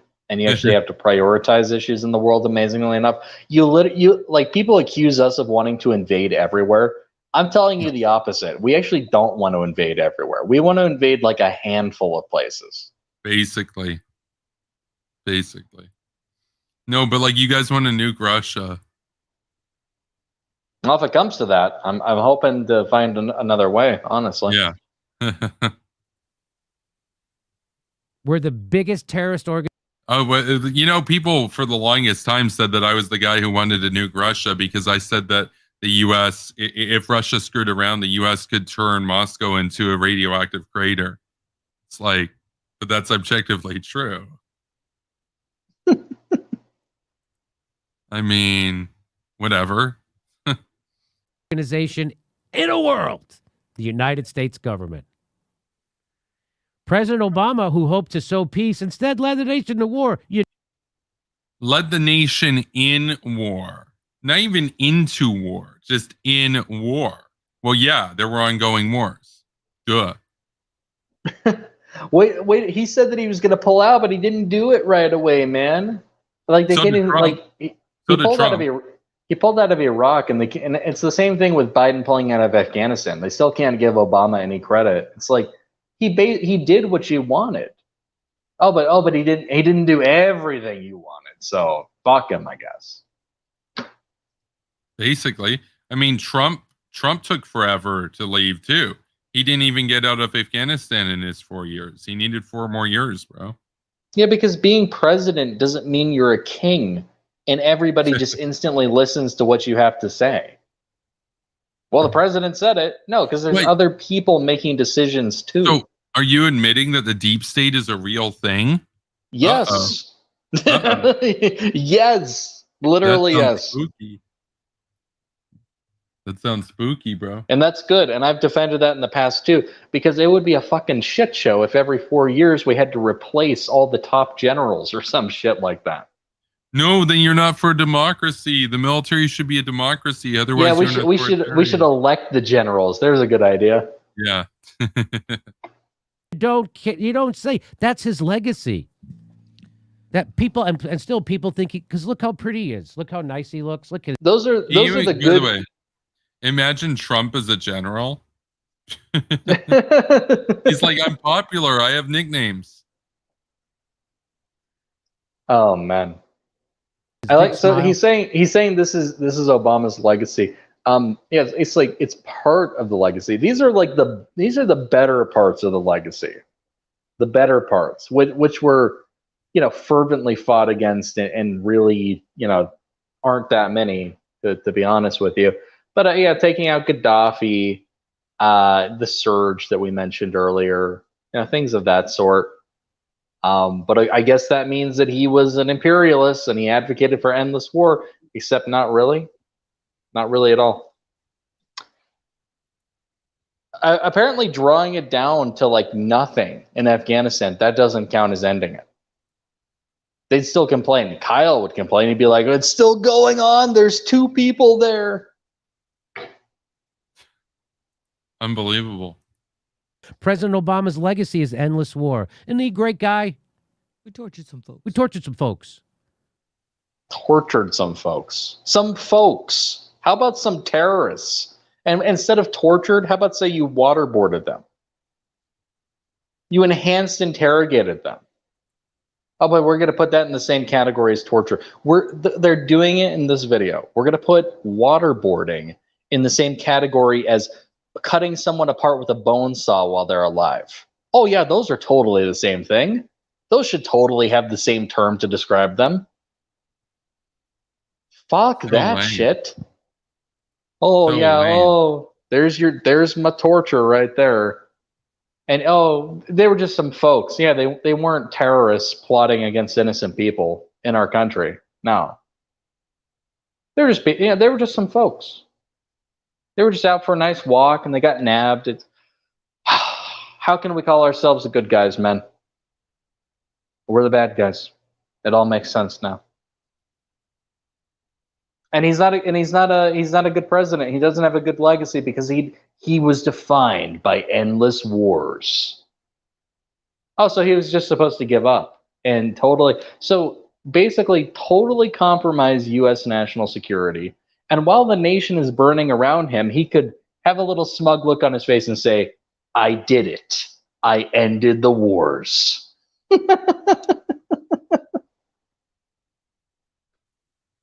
did it. We did it, Patrick. We saved the city. Bruh. Kevin's stuck in bruh mode again. And we got a lot of Jimmy Dore left to go. Bruh. When the devil comes, that's what he's going to look like. Bruh. is he doing an Obama's the Antichrist meme right now? That's like well, you know why? You know why, right? Because like, think about it. He's not white. That's basically the meme. No. Okay. That's why that meme exists. It's not simply like they didn't do that about Bill Clinton. They did it about Barack Obama because he's black. Like, let's just be real. That's what they're getting at. Like, I heard that Obama is the Antichrist thing so many times when I was younger. No. But like, they I never couldn't did get that. away from it. They never did that about Clinton. Like, sure, there'd be like a random lunatic preacher that probably said that, but it wasn't a big narrative. Bill Clinton was the last Democratic president before him. Are they saying it about Joe Biden right now? No. What are they saying about Joe Biden? They're calling him Dementia Joe. They're calling him Sleepy Joe. Oh, but with Obama, he's the literal Antichrist. Why? Oh, what's the difference between those guys? Oh, one's black. Like, that's it. They're all Democrats. Why is one the Antichrist? Oh, the black man is the evil one. You sound like one of them. You sound like one of them SJWs. Well, I'd rather be an SJW than a Klans dude. So, like that's the kind of garbage that we're dealing with. Like calling Obama the Antichrist is basically Ku Klux Klan to your dog whistling at that point. That's what the devil will look like. He'll have a big smile. He'll be endearing. He'll be charming. Very much unlike Jimmy Dore. The devil would basically be an inverse Jimmy Dore, just for the record. And am I implying here that Jimmy Dore is racist? Not necessarily. But that meme of him being the Antichrist did not come from Jimmy Dore's side. That came from the KKK side, and he's using their memes. So, yeah, get some memes of your own, man. Yeah. Stop stealing their aesthetic, bro. It's going to be vaporwave next. Who knows? He's going to be smiling and have a great speech that makes you feel good inside. And then he's going to unleash the gates of hell, which he did. Where? I guess by leaving Iraq, except they were in favor of that. They were literally in favor of that, though. They wanted that to happen. So, lame-o. Okay, let's continue. Barack Obama, when the economic crisis happened, he kicked 5.1 million families out of their house, said, fuck you. Go become homeless. He said, fuck you. As he bailed out banks, he said, you need health care, fuck you. I'm giving you all this money to the health insurance companies. And I'm sure it was that simple. Hold on. Obama's the guy who did Obamacare, which is, it was basically a copied and pasted Mitt Romney healthcare thing for the United States at the federal level. It had a public option in it. What was he talking about? So when people came up to him and they said they were like peasants, they were serfs, they said, please, sir, may I have some health care? And he said, no, fuck you. You don't get health care. Well, that's crazy. Wow. And we don't agree with bailing out the banks, by the way. No. That I despise the bailout bros.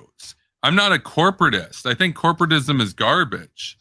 I don't consider myself a neoliberal, anything like that. Every single one of those entities should have been allowed to go bankrupt. And if you want to have this argument, but it would send ripple effects through the economy. Yeah, then use some stimulus money to offset the damage afterwards. Let those who fucked up go bankrupt. That's my attitude. So that sounds very anti-elite pilled. Well, yeah, fuck elitism. So dun dun dun. Yeah, Richard Smith is just like seething right now. When is he not seething?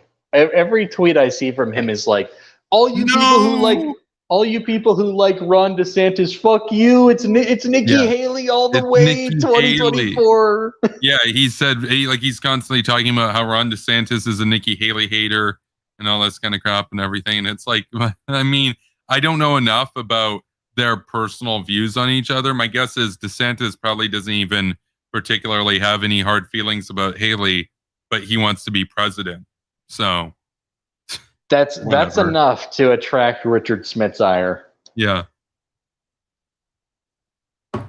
By the way, I'll take Nikki Haley over DeSantis anyway. DeSantis is a goofball, so. Oh yeah, no, Nikki Haley's way more hawkish. But I have a feeling it's going to be DeSantis. I don't think it's going to be Haley. I know, but that would be bullshit. But I think you're probably right. But how nice would it be for once if it was Haley? It's a little early on. There's going to be some healthy competition there. Who knows? Maybe it'll be Trump again. Yeah, and then you'll have somebody off in the distance, just kind of like, wait, why wouldn't it be Trump? Who's DeSantis? Yeah, I don't know who this DeSantis guy is, but I'm MAGA till the day I die. Yeah, I don't know who this DeSantis guy is, but he gonna run against Trump? He gonna be some communist, man. That's proof positive. You run against Trump, you're a communist. Only communists challenge Trump. Yeah. And the Antichrist. Banks. He said, you need health care? Fuck you. I'm giving you all this money to the health insurance companies and big pharma. You need health care? Fuck you. I'm not even giving you a public option. Barack Obama put immigrant kids in.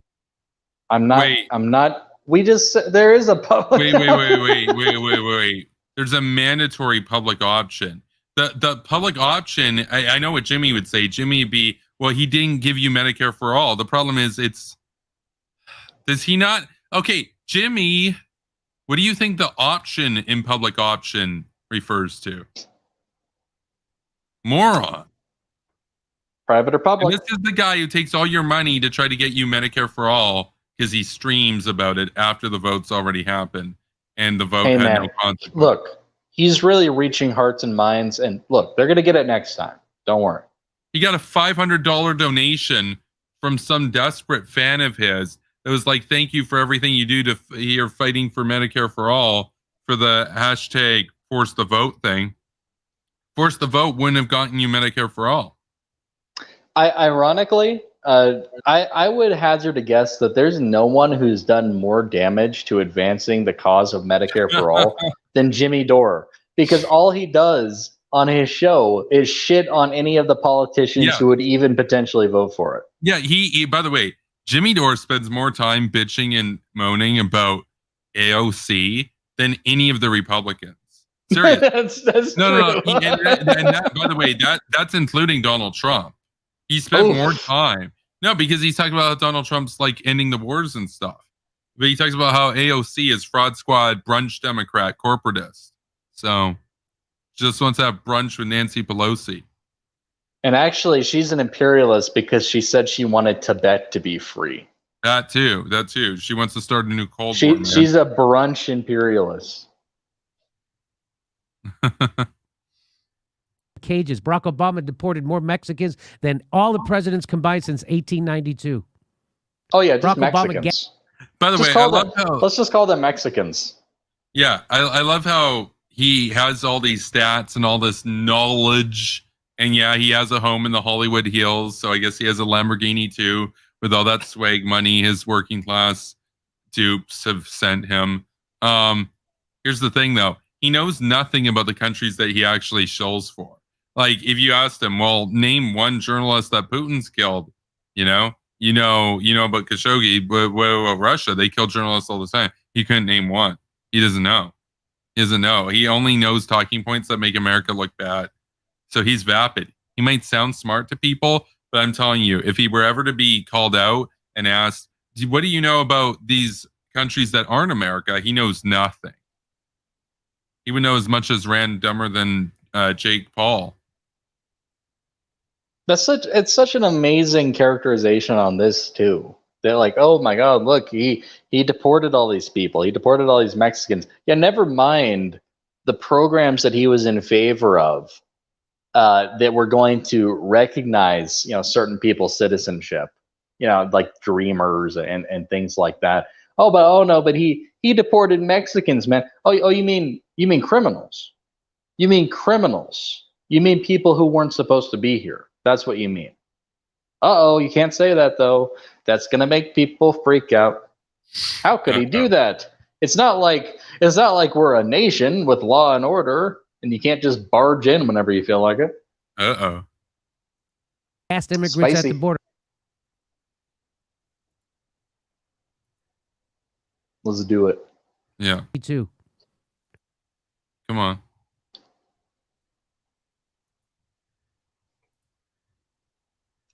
I understand. I'm not even giving you a I public don't want to play option. Jimmy either. Yeah, no, StreamYard's not happy with Jimmy. I'm not happy with Jimmy. We're like finally on the same page. They don't like his comedy. Barack Obama That's put what you wanna call it. immigrant kids in cages. Barack Obama deported more Mexicans than all the presidents combined since 1892. Barack Obama gassed immigrants at the border. Barack Obama dropped so many bombs on brown people, they ran out of bombs. Yeah. Oh, come on. Brown Come people. on, man. Brown people. Again, these racialized categorizations are just so disingenuous. Saddam, man, they killed a brown person, man. Sure, he killed millions of brown people, but like he was brown. So Barack Obama, your legacy is deporting Mexicans and bombing Arabs. Well, I suppose that's one way to put it. A completely one-sided, disingenuous smear merchant way to put it. Let's actually look at the facts on the ground, though. Oh yeah, they ran out of bombs. Yeah, we were in the middle of fighting ISIS. Yeah, I guess they're brown people, though. It's just a brown group filled with brown dudes. By the way, they're not all brown. Plenty of other colors in there. Plenty of white dudes in there. who went over from the UK and in the US and Canada. Yeah. And they were like, yeah, man, my jihad. Yeah, this will be awesome. Yeah. That was their white boy summer in Syria. That was their white boy summer. Except, unlike Nick Fuentes, they were able to get on a plane and go down there. Nick Fuentes, as he's been coping about, he won't be able to fly around America for white boy summer. He's going to have to do a road trip for white boy summer. But he still said it's not going to be a bummer, though. He's still going to drive around and meet up with all his incel fanboys. So, oh, I'm sure that will be a grand time right there. Yeah, no, it'll be content to dunk on. Barack Obama did Libya, turned it into a slave state. Oh, God. Okay, I have a video. I made a video about this. Called, open slave markets in Libya. Libya used to be a slave plantation under Gaddafi, and I go over that. So the whole country used to be a plantation. I mean, they're in a civil war right now, so a lot of bad things happen. It's still better than what they had before. Mm-hmm.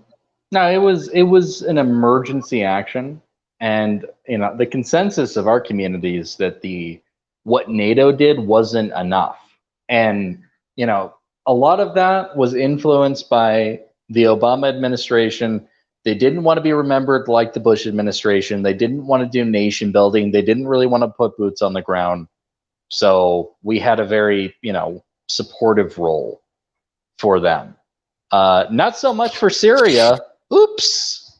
But yeah, for Libya, we gave them not even really liberation. It was more like they were already fighting for their liberation, and we just helped them along, helped them across the finish line, and then we take all the blame for everything that ever happens.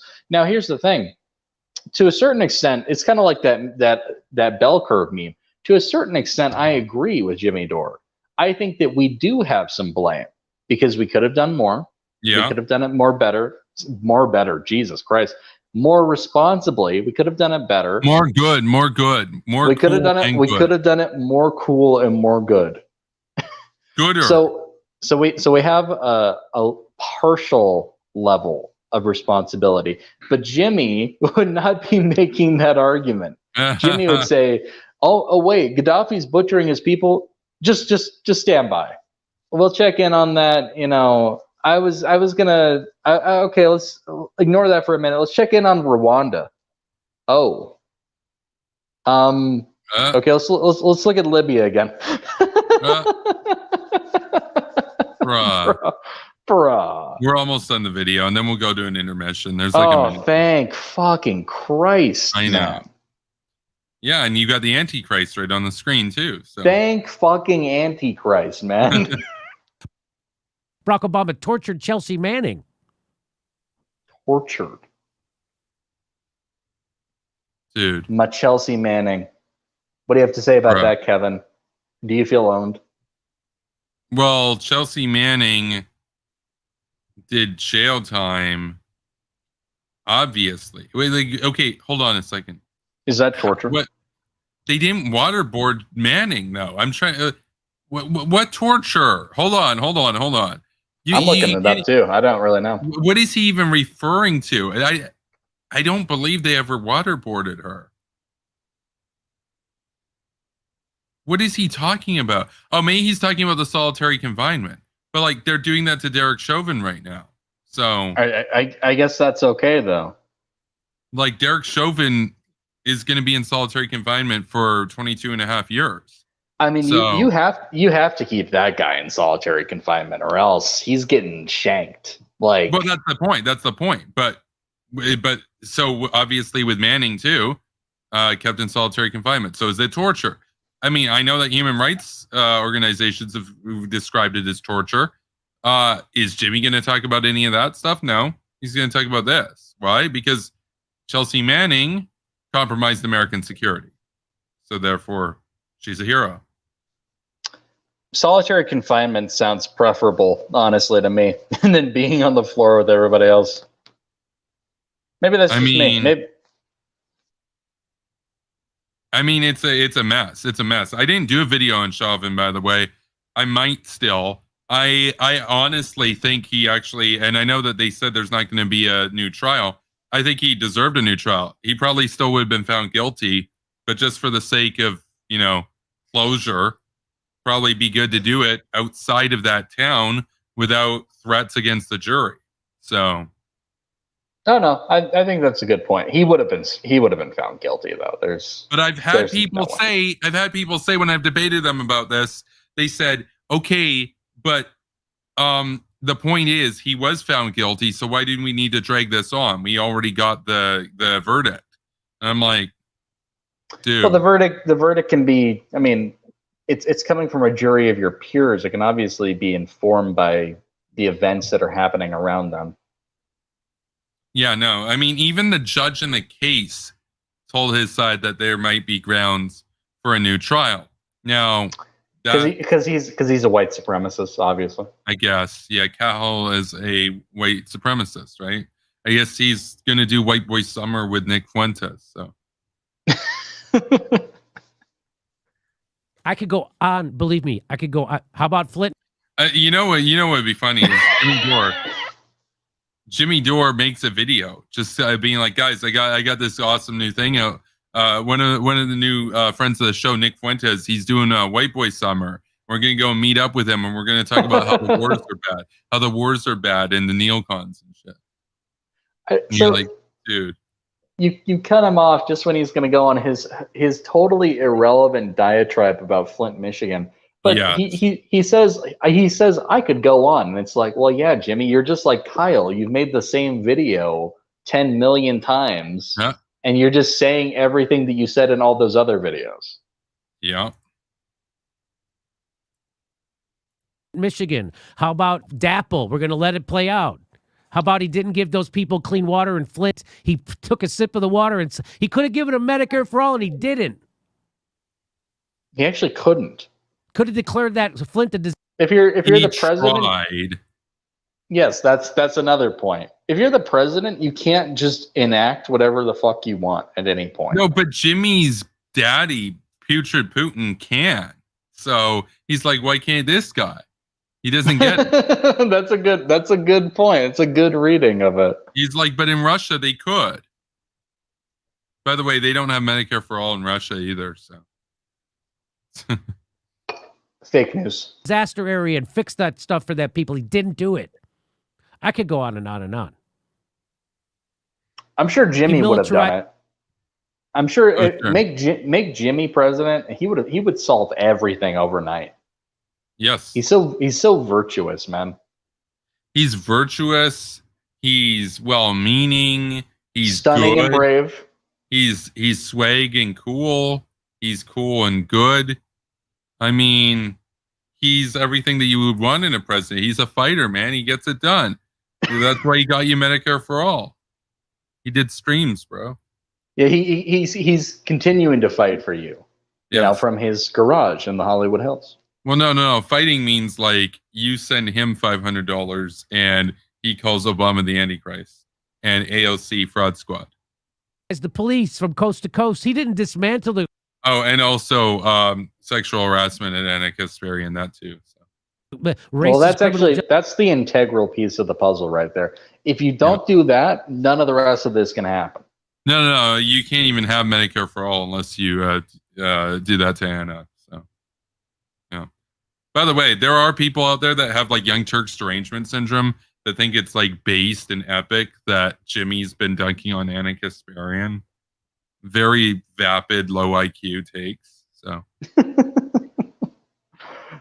I don't disagree. He made it that way.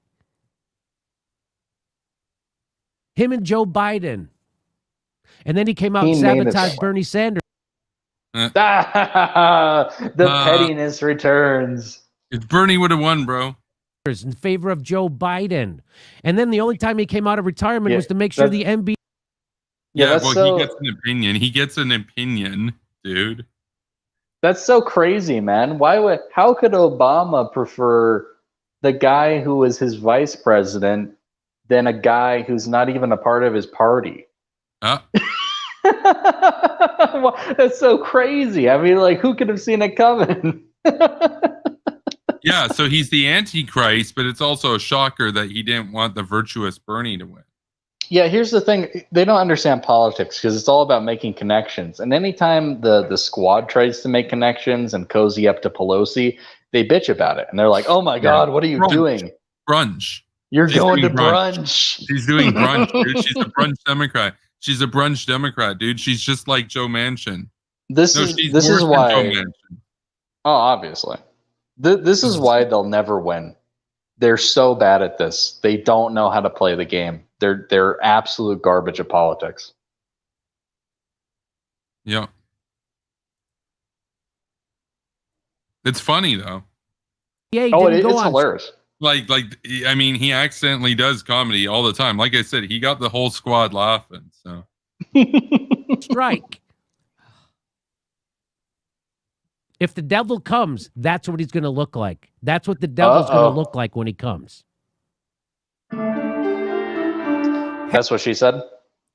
All right. I wasn't sure. I wasn't sure if you were going to do the joke or not, but there we go. I mean, he set you up. So he's got the whole squad laughing, man. Bazinga. So there you go. 420, 69, all that good stuff. So let's go to an intermission, and then we will return with some more cringe. So you definitely want to stick around, unless you're not a masochist, but if you're watching this show, you're definitely a masochist. You're already a masochist. So we'll be back.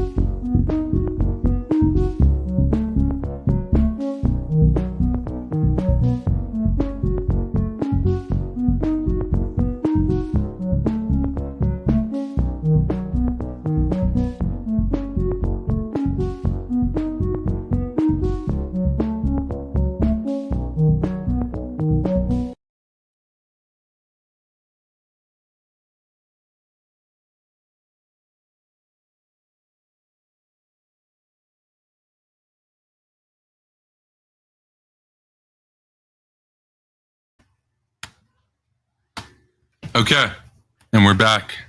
Bonesaw's back. Uh-oh. There he is. There he is. Spicy. Okay. Hey, it's actually showing up because last time when I changed my profile picture, it didn't show up on the screen, which was annoying, but hey, whatever. Yep. And here we are. Let's get into the next video. I'm not salty, I swear. Well, if you thought the last video was bad. Yeah, I thought it was bad. I didn't think it was bad, in fact. I thought it was bad. Did you think it was bad, or did you think it was cool and good? It was all right. You know, it was pretty middling for us. I got a... I got one that's going to blow your socks off. Okay, here we go. This video, you're already going to cringe. The video is called Aaron Maté addresses TYT feud media hypocrisy on U.S. weapons freeze in Ukraine. Yes, and for the record, hypocrisy is all caps. That's right. They went Hos mode. They're shipping out. This is Aaron Maté on the new Rising, but not with KGB Crystal and Soggy Sagar, because they got fired. They got yeeted, as the kids would say. No, they got totally yeeted. They got yeeted, bro. Oh. On a recent episode of... So these guys have taken over after the great yeeting of 2021. Bloody whatever Monday, was it Tuesday? Whatever day it was, that's probably another bloody day for Kyle. Bloody Monday. No, he's still complaining about that, but they actually have, and they're going to show it here, they have multiple sets of hosts now. So I don't actually know these guys. I know one of their new hosts is Ryan Grimm, and he's terrible. So, you know, I imagine that these guys are also not so great. I actually haven't seen this whole video, so we'll see. But the main tour de force of this video is, of course, the ever journalistically integral Aaron Maté. Oh, of course. The Young Turks, hosts Jake Ugar and Anna Kasparian claimed that Aaron Maté denies that Syrian McCarthyite meltdown. Unbelievable. Dude. McCarthy. What the fuck does this have to do with McCarthy? This isn't even related to communism. Red Scare, bro. Russia's not communist anymore. children were killed with chemical attacks and, quote, gets paid by the Russians. Maté called the segment insane and libelous. No, that's Journalist not. and host. That's not what they said. Actually, These guys are lame. These guys are weak and lame. I'm gonna say it. I have not watched any of their stuff. I already get more bad vibes from these guys. So, but it's you're off to a bad start when you have to mischaracterize what the Young Turk said. They didn't say that he got paid by the Russians. They said that he acted like he got paid by the Russians, which is fucking true.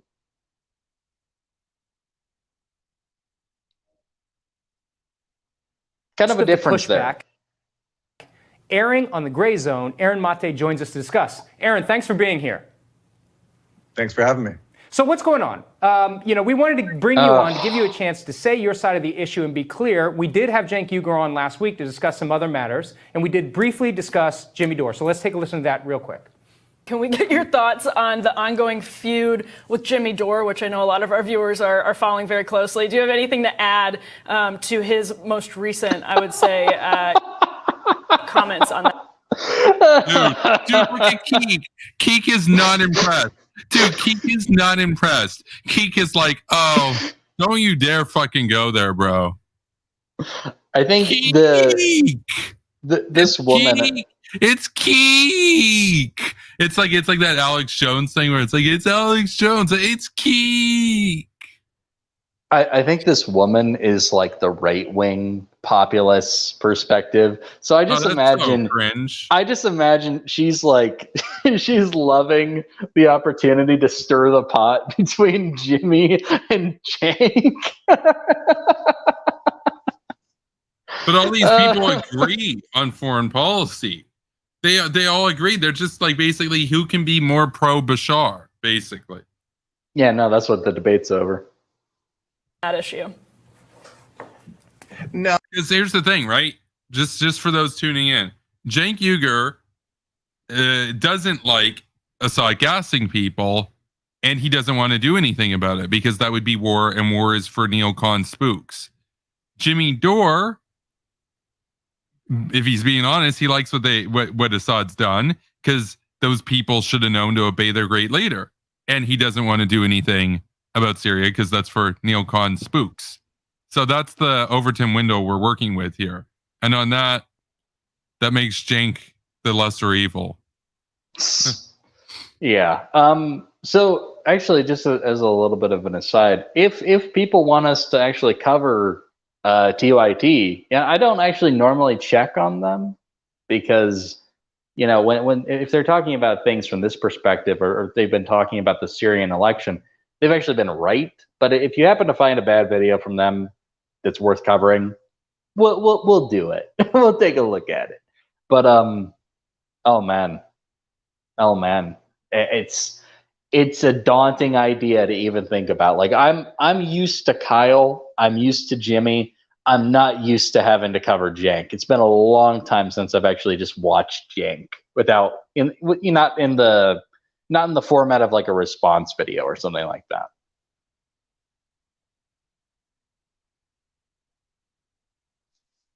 Oh, look, the guy's kind of pathetic, and so he's now most of his fans are right wingers, and literally the daily. Cenk. Well, here's the thing. On a lot of social issues, they tend to be kind of conservatives. They're class reductionist progressives, is what they are. So, except, like, I'd say definitively, most of his fans are left wing. You might have some right wing populists in there. Yeah. Jimmy Dore reductionists, though. You can be a class reductionist left winger. He's basically just trying to say everybody I don't like is not left wing, they're right wing. Yeah, that's true, and that's the Kyle shtick. So, and that's also on reverse. We've also had people doing that, trying to say that Hitler was actually left wing. So it goes both ways. So, yeah, we're gonna press X to doubt on that one. Yeah. Daily Stormer wrote an article defending him yesterday. Daily Stormer is a neo-Nazi website. Now, look, I don't know that Jimmy asked for it, so you can say, hey. Well, yeah. Yeah, they agree with him on foreign policy. So that's kind of a little bit of guilt by association. Now, here's the thing. You could easily just say, hey, I'm not going to have the same foreign policy as the Nazis, and I think I'll be okay. That's generally a good sign. How about, I mean, why stop there? He has the same foreign policy as Bathurst, too. That's right. No, that's true as well. That's true as well, that he does. Well, they just happen to agree. It's not Jimmy's fault that he agrees with neo-Nazis. Okay, I guess. But that's disturbing. and he's such a well poisoner, man. You have to love Jank. He's so sly. Well, not really, but he thinks he's sly. He's like, yeah, I'm just gonna every sentence from Jank is a fuck you to Jimmy. No, I like it. I wish that Jank would be more of a debate me, bro. That could be kind of funny, but he doesn't really do debates too often. So he'll take up the mantle. Yeah. I mean, now that the conservatives are saying that that's only for lame people like Sam Cedar, maybe Jank will get into debating if they're going to leave the ring. So he's said and done terrible things. He's a complete and utter liar. So beware, buyer beware. And by the way, what does Jimmy do all day, every day? And by the way, Jimmy used to work for Jank. Jank hired him. And this is him saying, like, yeah, he's a liar. Yeah, this is like the Trump effect, where everybody turns on you, and then you say, oh, they were terrible, they're liars, don't trust them. And it's like, but you worked with them, you were fine with them for years, you hired them, and now all of a sudden you just take it all back. Like, you can't do that kind of shit, man. That actually sounds similar to some other behavior that we've seen recently, come to think of it. Spicy. Uh-oh. But he wears a purple suit. Dun, dun, dun. Progressives. Justice Democrats are no good. You shouldn't trust the progressives in Congress. Now, I just criticized Justice Democrats a little bit earlier, even though I founded it. I thought they should have fought harder on $15 minimum wage. I thought they should have voted no. I thought they should have used their power, right? But that requires nuance. But now, on infrastructure bill, they're actually fighting really hard, and they are blocking the bill. So it depends on the facts, etc. But that's what an intelligent person does. Jimmy, on the other hand, he's just unbelievable, man. He thinks that the Justice Democrats being obstinate on the infrastructure bill because it doesn't go far enough. Like, he thinks that's good. He's like, yes, finally you're standing up and you're fighting, and it's like, you actually have like somewhat of a bipartisan consensus, but you have now we have to deal with these sticks in the mud, and they're in these brats who are like, I didn't get my way. And Jank's happy with that. Okay. How can you be proud of that? That's fucking embarrassing. Well, it goes back to like that hoodie and the shirts that you can buy of his where it says progressives versus everyone. So for him, compromise is weakness. He's basically like Jimmy in that sense. Too strong. Yeah, too strong, bro. Too strong. Down all progressives. He almost never criticizes Trump. That's why his audience is mainly right-wingers. He never criticizes Republicans. His excuse is he's not relevant. He leads one of the major Republican. One of the major was criticizing Trump in the video, and one of the videos we watched last of him, and he was saying that Trump and Neera Tanden were the same. Yeah. And we all know how he feels about Neera Tanden.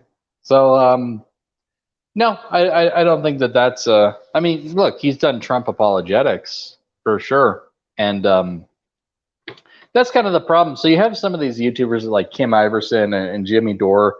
They're open to populists of all stripes, and Jank is more of a purist when it comes to his populism. The problem with populism is you really can't be much of a purist. So Jank's gonna lose that fight, and populism, you know what I call populism? I call it lowest common denominator politics. Because that's who you end up with. You end up with scraping the bottom of the barrel, and you don't have any control over that. You get the shittiest, most toxic people as a result of it. And that's Jimmy Dore's audience. And Jenks, he's trying to be like a sophisticate. He's like, oh, I'm too good for this. It's like, yeah, but you started the downhill path to this. This was the obvious end result of pushing for an unrestrained populist movement. That's why there were safeguards in place. That's why the Democratic Party, by comparison, is so moderate. Because once you enter this kind of, oh, fuck you, I'm not going to work with you territory, well, of course nothing is ever going to get done. Nothing's ever going to work. And you're going to be caught in this terrible cycle of just vicious bitterment and disappointment. You're never going to accomplish anything like that way.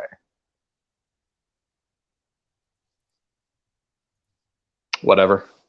He's a lunatic who hates democracy, and you don't think that's relevant? That's true. Yeah, you don't think it's relevant? That's true. Yeah, that's true. He loves Assad and Putin and Kim. So yeah. Because all your money. Jimmy thinks the Syrian election was legit. So yeah, he has the Medhurst stance. See, but I mean, doesn't that mean he loves democracy? I mean, he loves democracies from all over the world. In fact, he's more pro-democracy than you. Just like Medhurst, he wanted the Syrians in the UK and Canada to be able to vote for Assad. That's right. That's right. Dude. So any progressive who gets tricked into believing Jimmy Dore is on your side, just look at his program. Well, don't. But if you look at his program, he's everything he says is over the top, ridiculous. It's lies. His lies about me are endless. If you ever listen to anything he says, it's a terrible mistake. He says, I'm in favor of bombing Syria. I've never said that. He's a preposterous liar. He's a ridiculous liar, and he serves the right wing, and his effort is to destroy right about that. the progressive movement from within. Based on what they've said about Anna Kasparian, like, oh, she's a NATO dupe. Yeah, I imagine they said similar things about Cenk, which is also a funny part of this, because it's like, yeah, this is Cenk and Anna. They're not in favor. They're not in favor of imperialism, contrary to what Jimmy Dore might be saying. But he says that about everyone. He says everyone's an imperialist. Cenk's an imperialist. No, not even close.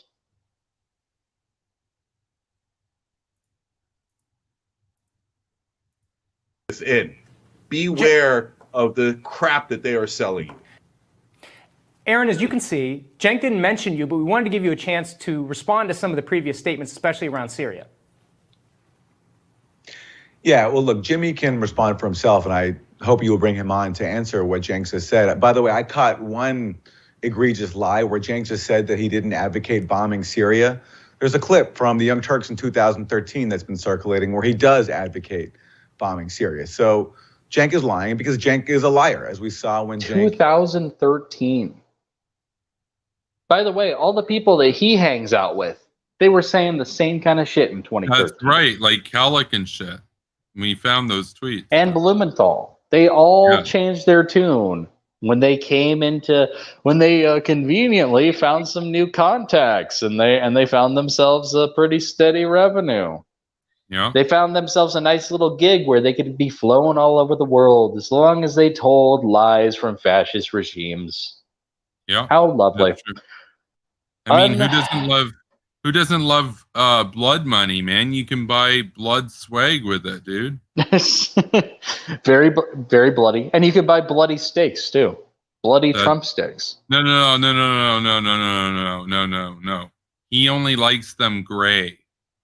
No blood. That's right. And you can't even get them anymore. Shit. That's true. Yeah. Yeah. Here comes Aaron with his, they said so. So I guess I haven't even seen that clip from 2013. I have serious doubts that they said anything that over the top. No. Because these guys freak out over everything. What did they say? Tell me what they said. He said, no, I'm not advocating for boots on the ground or anything, but like, you might have to do an airstrike here or there if they're going to use chemical weapons. That's what Cenk said. Oh, cry me a river, Aaron. You guys freak out over, every little thing. What a bunch of pussies. It's so lame, dude. It's so lame. Everything's imperialism to these people, dude. They said do an airstrike. You mean like the most bare minimum thing in the world? Yeah, imperialisms and shit. Yeah, that's what imperialism looks like. Never mind, they're gonna cheer on. Well, Putin does missile strikes. That's fine. Yeah. That's fine, bro. Dude. I hope you will bring him on to answer what Jenks has said. By the way, I caught one egregious lie where Jenks has said that he didn't advocate bombing Syria. There's a clip from the Young Turks in 2013 that's been circulating where he does advocate bombing Syria. So Cenk is lying because Cenk is a liar, as we saw when Cenk declared on a show that I'm paid by the Russians. 2013. No, he didn't say that either. 8 years. So, yeah, amazingly enough, people can change their minds if they said something in 2013. Do you think Cenk is saying in 2021 to bomb Syria? Nope. Nope. So they found one example of something he said in 2013. Oh my God, exposed, imperialist, neocon. Aaron, you people are so fucking lame. Like, I'm just going to take a moment to pull back the curtain and, oh no, it's an ad hom. You can't say that. You are fucking lame. Like, you really are lame. You're the dude who stays up all night. Yes, I'm going to dig up some dirt on Cenk Uygur. Yes. Neocon Keek. Neocon Keek. Exposed warmonger. Neocon. No, they might actually do a video like that. Neocon, and con is spelled K-O-N. Keek. Exposed. Warmonger. Ghoul. Are you guys desperate for a story? Like, you have nothing else to talk about. You're just gonna be like, okay, let's just go after Cenk. There you go. Another anti-war guy. Oh, but he doesn't shill enough for the regime, so he doesn't dust the portraits well enough. He's got to go into the gulag with Keek. Yeah.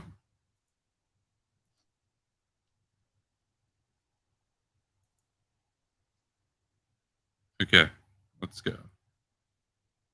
Egregious lie where Jenks just said that he didn't advocate. Bruh. Okay.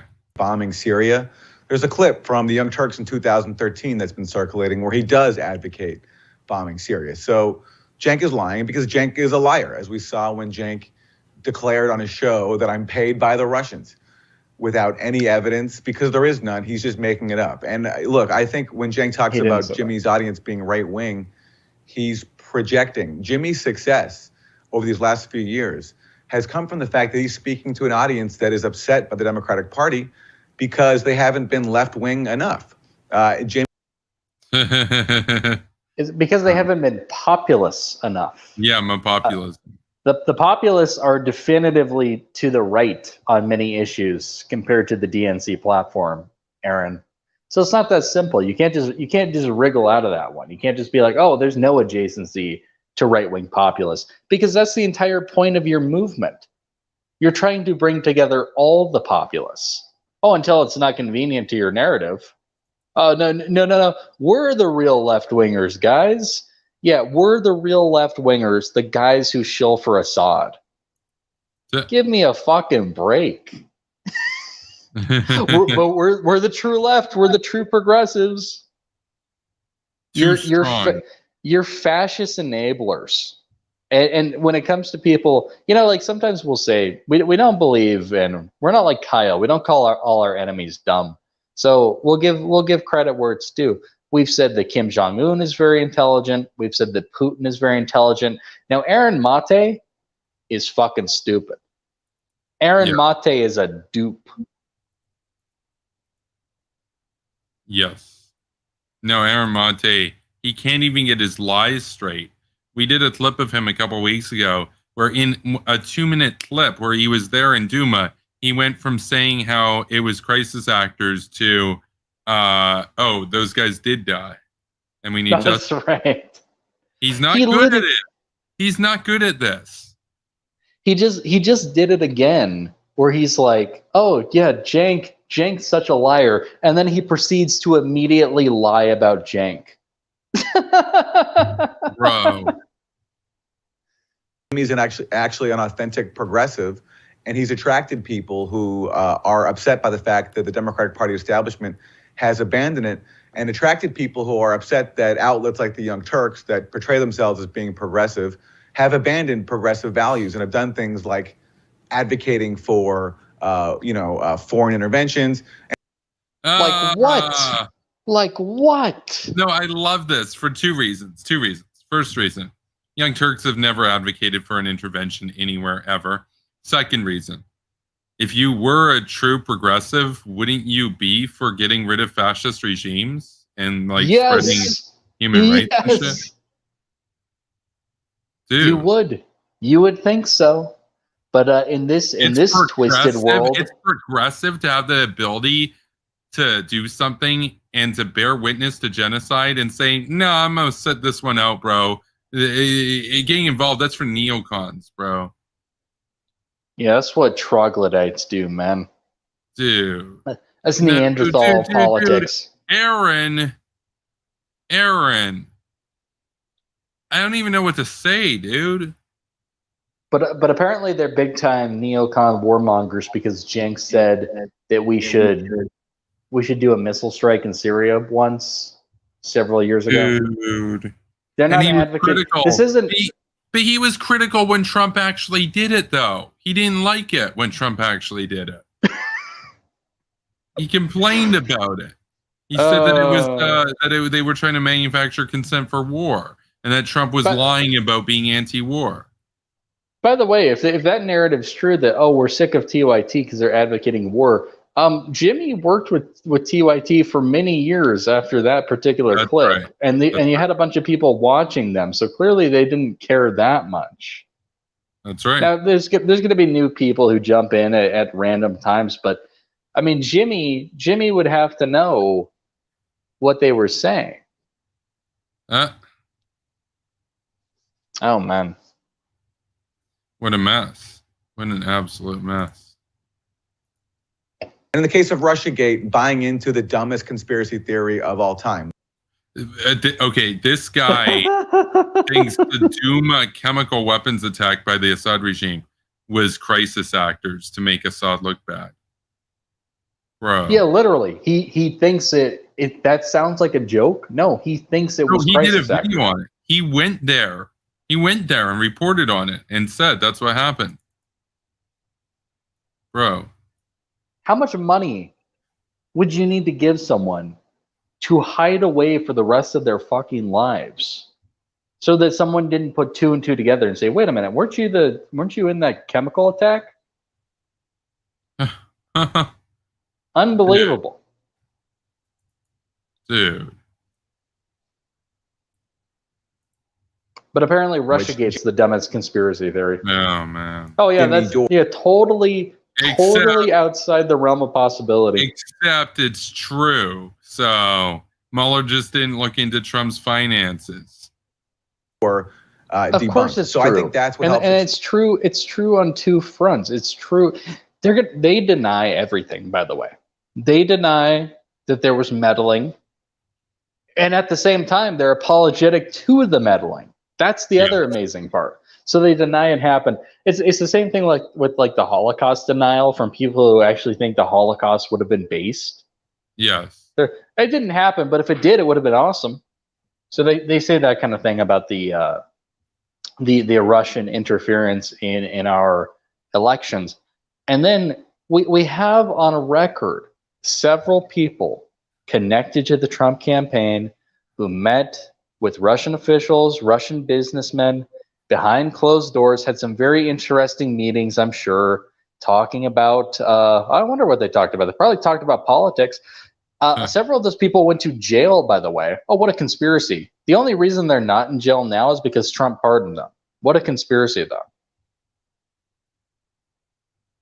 It's like these guys tuned out the last couple of years.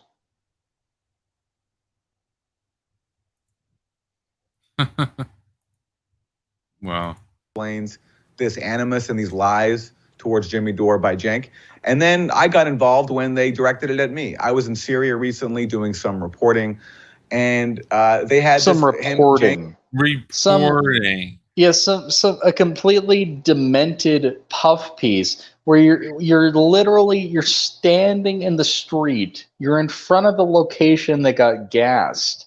Oh, but no one died. It's not a real tragedy. My crisis actors you're denying the attack happened. You're denying that an attack with a weapon of mass destruction happened literally on the ground where it happened. But that's reporting. That's just journalism, bro. Yeah, he was there. He was there. Yeah, he was there because he's on Bashar al-Assad's VIP list. Yes. And Anna Kasparian. And by the way, Jimmy Dore also reporting. He got a exceptional journalism award from the Syrian government for $1,000. I'd give him an exceptional individual award. And people can take that to mean whatever they want.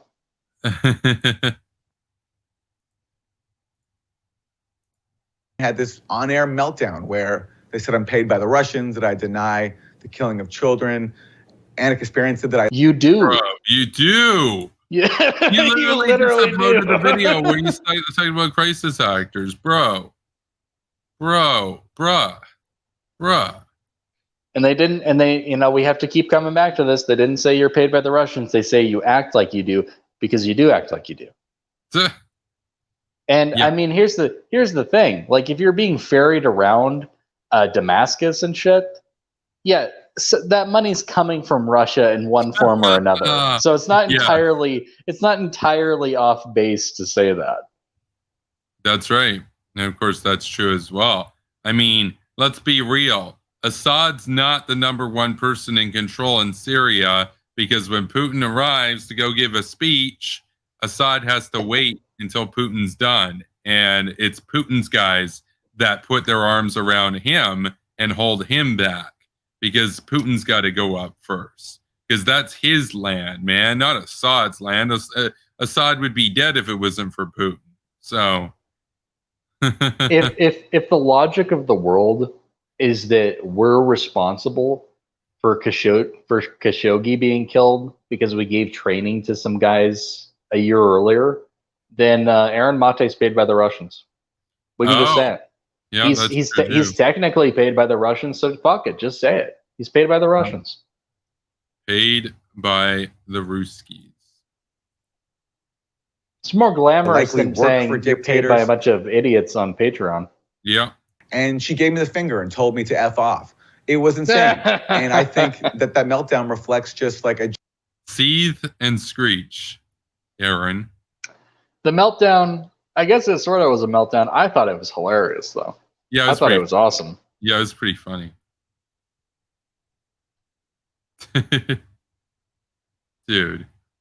No, it's just funny.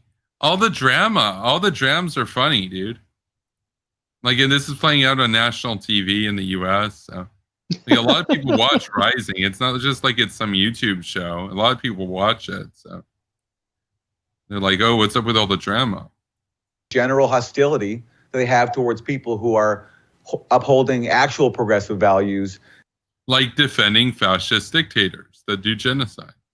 That's how you know, the more adjacent to fascists you are, the more progressive you are. That's how it works.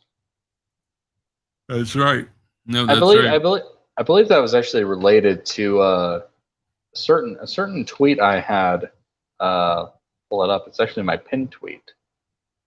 Okay, so my pinned tweet.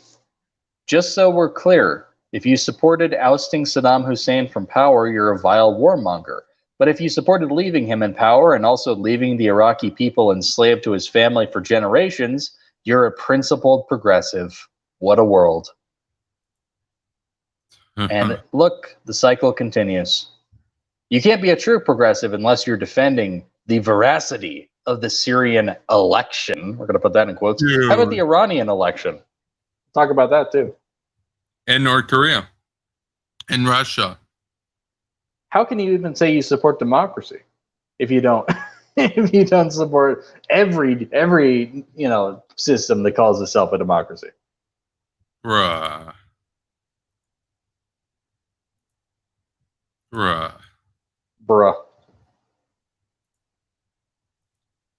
And upholding actual journalism standards. Well, thanks for giving us your...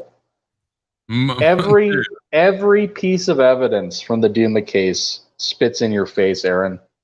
Every single detail. You have nothing. You have some fucking interns who weren't even connected to the main investigation. Oh, they came forward and they didn't agree with the findings. They weren't privy to all the information. Who gives a fuck what they think? They don't get the final say on that. It was unanimous. Everybody else said yes. We detected chlorine gas. People on the ground detected chlorine gas. The fucking UN co-signs this. Oh, but no, not good enough for Aaron. Does it ever get tiring having to twist yourself into a pretzel for fascists? Does that ever get tiring, Aaron? Do you ever go, oh man, can I just take a day off, start telling the truth for once? No, apparently not. Apparently, maybe I don't know. I've never had that much blood money. Maybe it does something to a man. I don't know.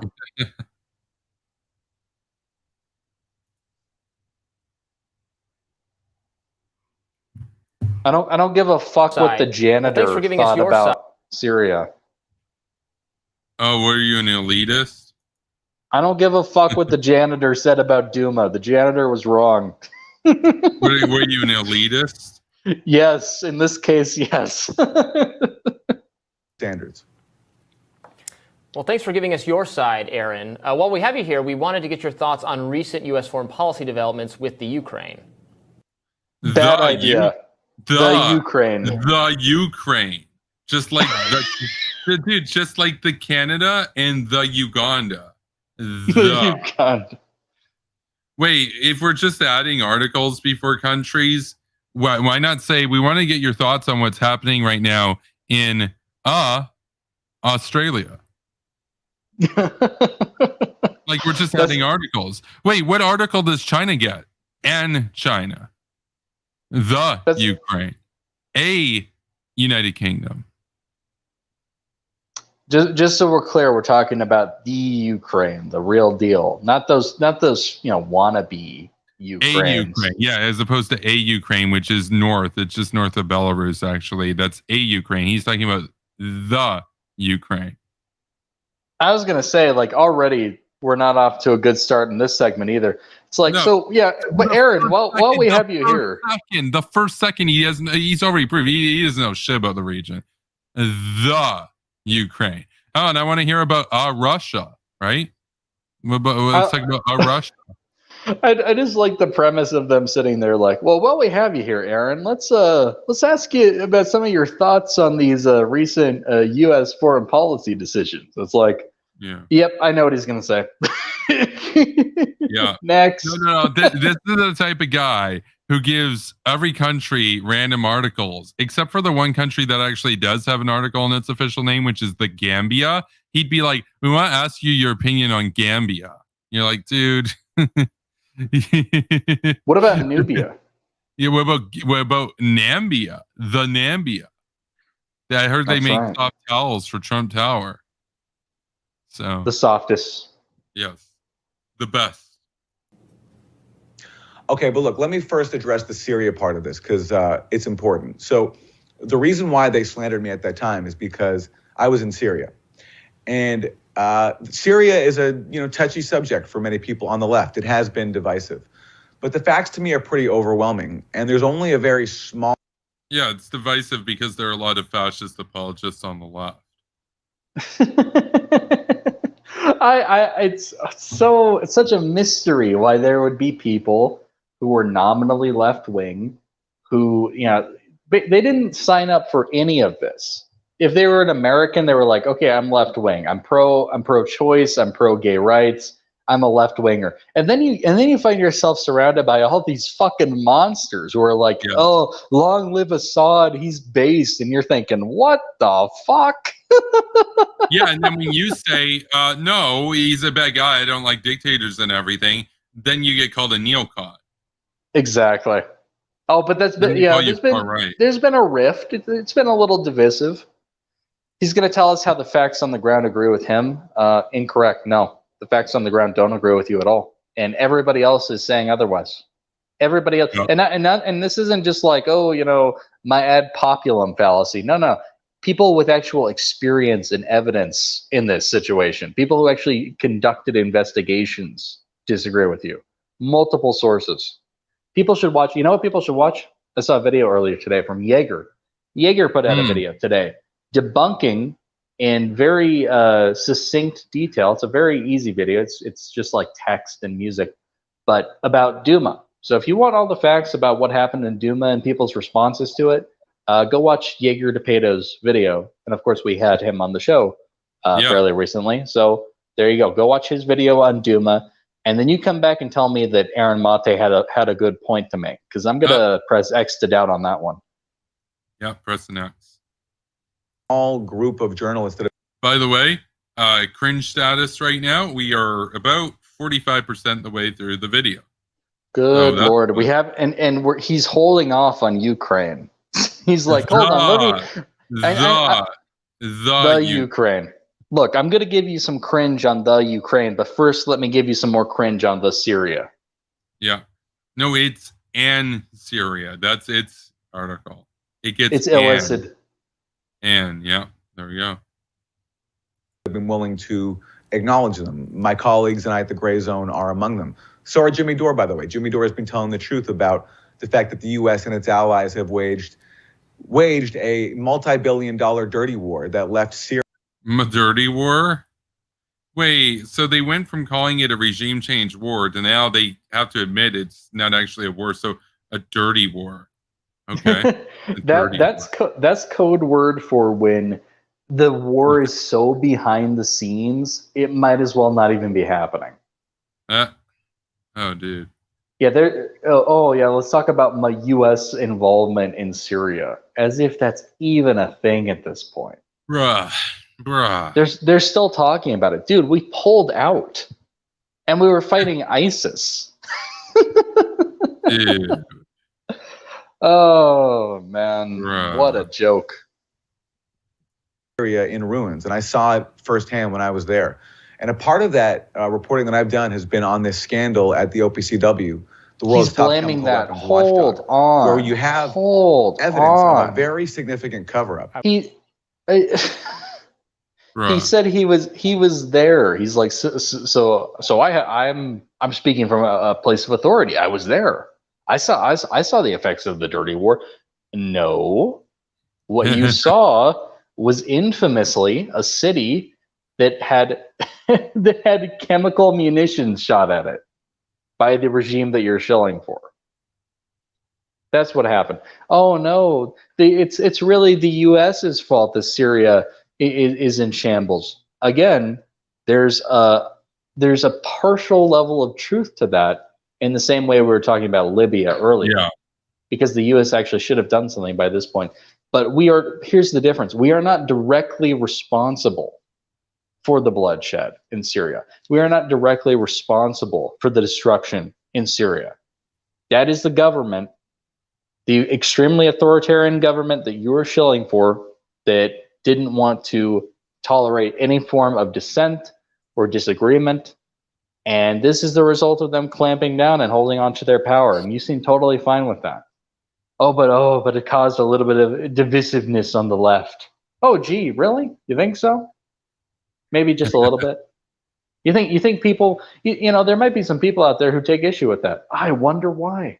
Is it because they're deep state hacks and shills? Establishment shills? Just like all those warmongers, the Young Turks?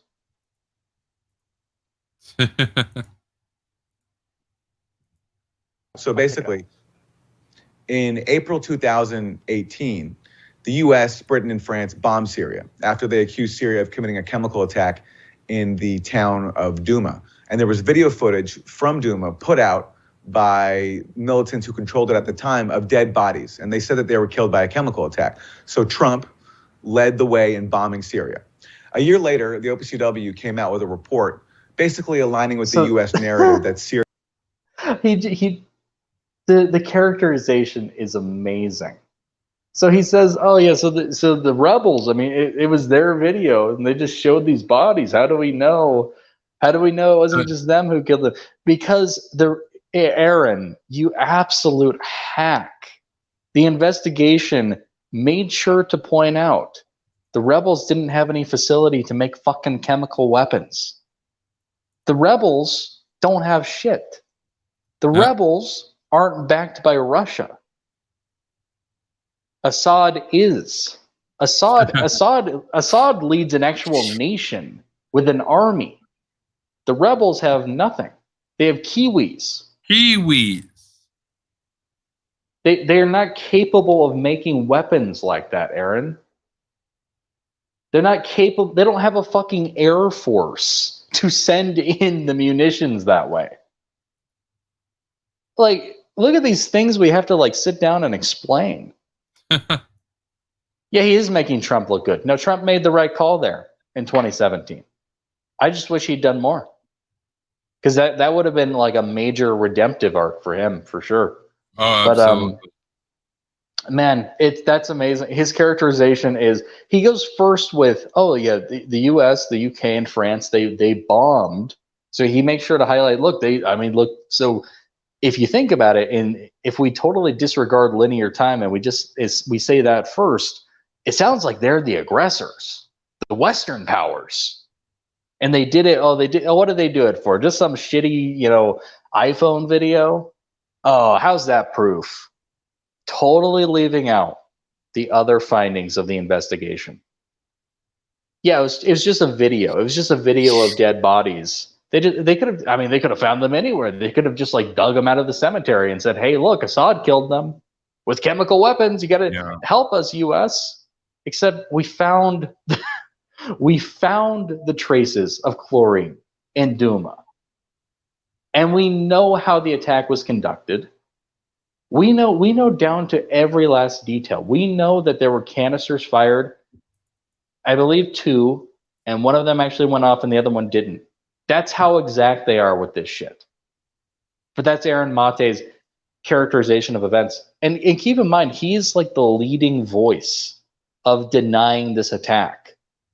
But listen to what a fucking simpleton he sounds like. Totally omitting most details of the story. Yeah. Wow. Was guilty of a chlorine attack. But then we got an extraordinary series of leaks that showed that actually the inspectors from the OPCW who went to Duma, they wrote up a report, and that report said there was no evidence of a chemical attack. And if you read the report closely, you actually see indications that they found evidence that this thing was. Dude. That's his takeaway? That's his takeaway from the report? Dude. I don't have the fucking soul for this anymore, man. Dude. What do we even say? Like, we've already made our points known. He's just such a little dweeb, It's an ad hom, man. You're not wrong, though. He is a dweeb. He's a disgrace. He's a disgrace. Like, if he was in Syria, if he was a Syrian citizen, Assad would have no problem murdering his ass. Like, he's weak. He's a weak dude. He's a skinny dude. He would get absolutely pummeled by these dictators that he shills for. It's so ridiculous. He'd be waving a little white flag. Please, Daddy Assad, I'm on your side. Don't do it. Assad would gas him anyway. Assad does indiscriminate bombings. He defends them. I'm sure. So his alternative idea is that the rebels killed themselves. Well, people said that before. They killed themselves in order to make Assad look bad, as if you needed to actually do additional things to make Assad look bad. But now they're saying it's crisis actors. Honestly, that's a more unbelievable theory. Yes. Think about it. Because if you actually just killed yourselves, if you were like Heaven's Gate or something, okay, well, people kill themselves sometimes in mass, and it's but they're usually very crazy. But here you have a situation where, again, it's the crisis actor fallacy. If somebody is a crisis actor, they can never be seen again. That's right. Ever. You have to put them on the Epstein Island. Like you can't see them anymore. Ever. If they're ever seen again, cover blown. In the age of fucking iPhones. No, they're like the F-35, like the stealth fighter that Trump talked about. It's like, it's stealth. You can't see it. You literally can't see it. You guys remember that? He's like, no, it's invisible. You literally can't see it. And the plane's that's what invisible means. And they had to explain to him. It's like, it means that it's got a very low radar profile where he'll still be detected on radar, but it won't until it's very close to the radar position. And so it can presumably launch missiles and fly away before it gets in range. But to Trump, he's like, it's invisible. I can't see it. It's like John Cena. You can't see me. Yeah. Dude. I mean, again, that's Trump. So that, you mentioned like, why does he he could just become a businessman? He tried that. He failed like many times over. He's not smart. So staged. But instead of having their findings released to the public, people above them censored their report, tried to doctor the conclusions to falsely. Bro. Okay, where's his evidence? Where's his goddamn evidence? That's an insane. Like slander. That sounds like slander to me. That sounds like he could get sued for pulling shit out of his ass. Sounds like defamation of character. What an insane conspiracy. They doctored the evidence. So that's a very convenient way of, if evidence is actually presented, he could say, "Oh no, that's fake. That was doctored." You know why he has to say that? Because all the actual evidence goes against him. That's why he has to say that. Dude. Oh, you found traces of chlorine? Oh, it's doctored. Really? Dude. Oh, okay, fair enough. Was everybody in on this, Aaron? Everybody. Every organization that reported on this. Was the UN in on this? Really? Them of all people? Bro. Bruh. Are you seeing the chat, by the way? Oh, no, I should probably take a look at the chat. Somebody said, at Superpower Broadcasting, I know someone who works for Voosh and he could possibly get you on the program later in the summer. No guarantees, though. Oh, wow. Well, I'd be interested in talking with Voosh, so.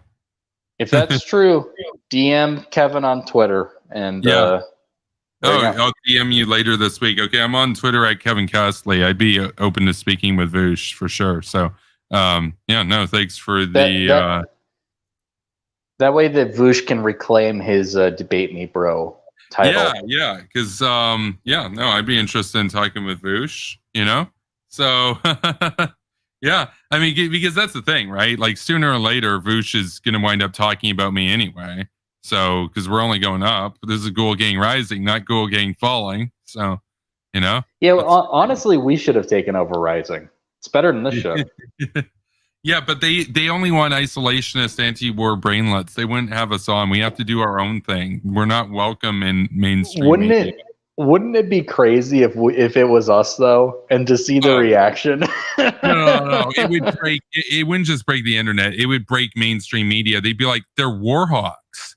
They're war hawks, and it would so easily debunk the narrative that the establishment in the U.S. is like pro-war, because they'd all be losing their minds at us talking about an intervention in Iran and North Korea, in Syria.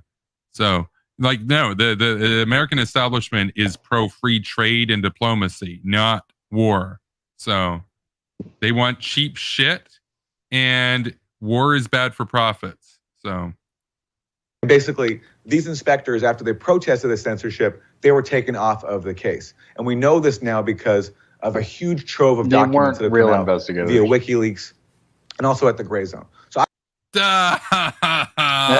Dude, it's like a professor who cites his own shit all the time. It's like self-promotion. Yeah. It's like, oh, well, So- if you look at the citation right here, it's like Castley et al. Turns out I'm correct. It's like, wait. It's like, but you're just citing the book that you made me pay $200 for this semester that you wrote. And it's like, yes. And it's like, yeah, I guess that's academia, bro. Also known as Castley Ellison. No, dude. So- I mean, this is that's like one of the things with Voosh. Voosh will always like cite studies and stuff that it'll say they're peer reviewed. It's like, oh, who were the peers that reviewed them? Also, completely ideologically aligned people. Oh, okay. I guess it's true then. Wonderful. It'd be like if a bunch of conservatives wrote a paper talking about how like being gay is a choice, and they're like, we got a peer reviewed journal, dude. I'm sure there are journals like that at Brigham Young University, for example. They're peer reviewed, bro.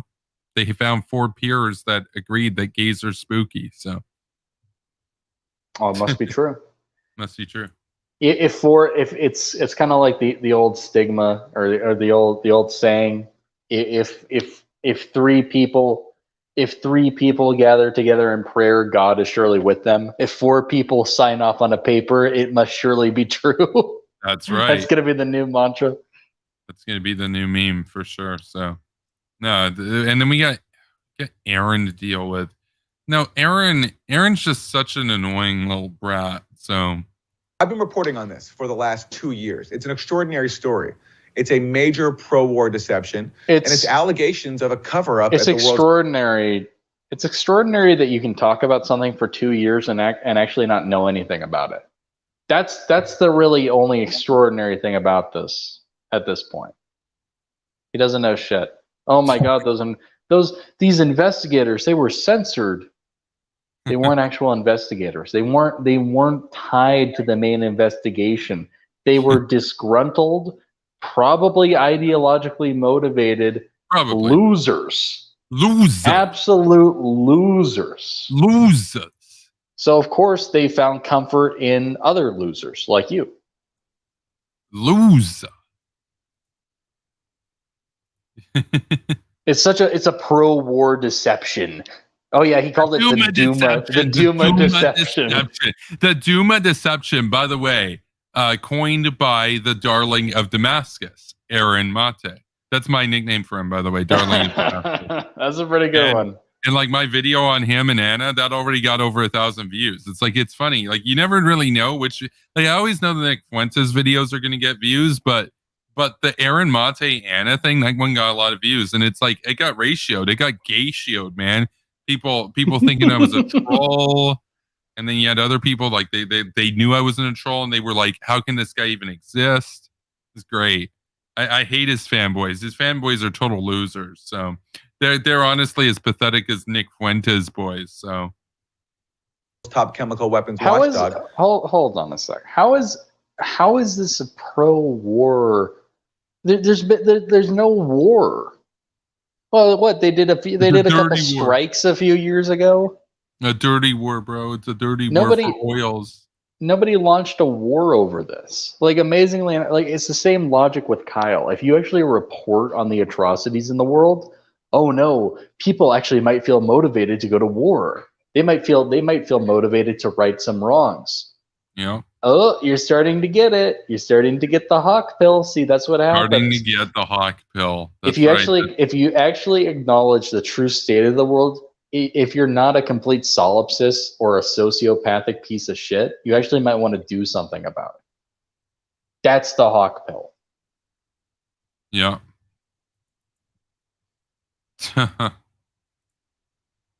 Basically in the interest of the U.S. So I've been pretty much alone in the U.S. media and covering it. And so the Young Turks, instead of covering this story, have ignored it.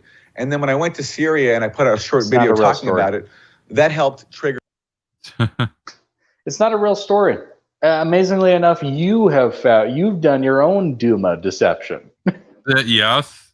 You've spent so much time gaslighting people. You gaslit yourself. Yeah. It's amazing. Oh, why no one else? Like, you sound like a crazy dude on a corner with your tinfoil hat. Nobody else is talking about this. I'm the only one talking about it. Yeah, that's probably because it's made up. It's probably because it's a figment of your fucking imagination. Why is no one else talking about this? Yeah, not even TYT will touch it. Consider. Oh, is it because they're corporate hacks, or is it because even they are like, well, shit, we're not that crazy. I mean, come on, that's Alex Jones level shit right there, dude. This meltdown. So what they've done in doing this is actually helping to bring attention to the story, which the rest of media have ignored, which I'm grateful for. But it also shows how progressive media outlets have been completely co-opted into going along with the talking points and narratives of the establishment, to the point that they're willing to slander independent journalists who are covering such an explosive story. Ironic, as he's literally slandering figures at the OPCW right now. So. Oh yeah, he's saying they were bought off. They were involved in a conspiracy. They doctored evidence, probably for some nefarious pro-war agenda.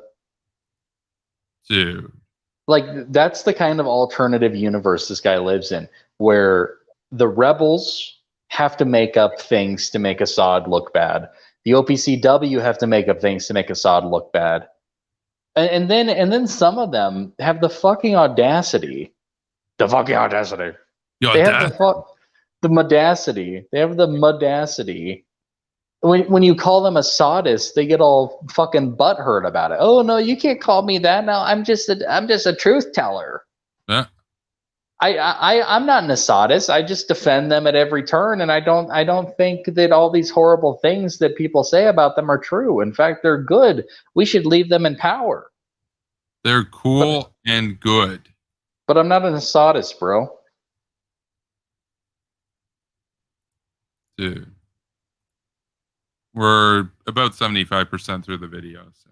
Yeah, this is going to be the last one. Let's keep it going. As a cover-up at the world's top chemical weapons watchdog. So it's been a very unpleasant experience, but on the positive side, it has helped bring attention to this important story of the OPCW whistleblowers. I just wanted to make that clear. Well, the Aaron, whistleblowers. Whistleblowers, bro. The janitors, the fucking losers who weren't even involved in the main investigation. But they were on staff, so we're going to give them the same amount of authority and veracity. Oh, they were part of the OPCW. Dude, you can't be fucking serious. They weren't involved in the main investigation on the ground. They weren't privy to all the information. So why would I care about their opinion over the opinion of everyone else who was actually involved in the investigation, and they came out against you? But you found a convenient way around that too. Oh, they doctored the evidence, so if we find any evidence that contradicts what I say, we can just say it was doctored.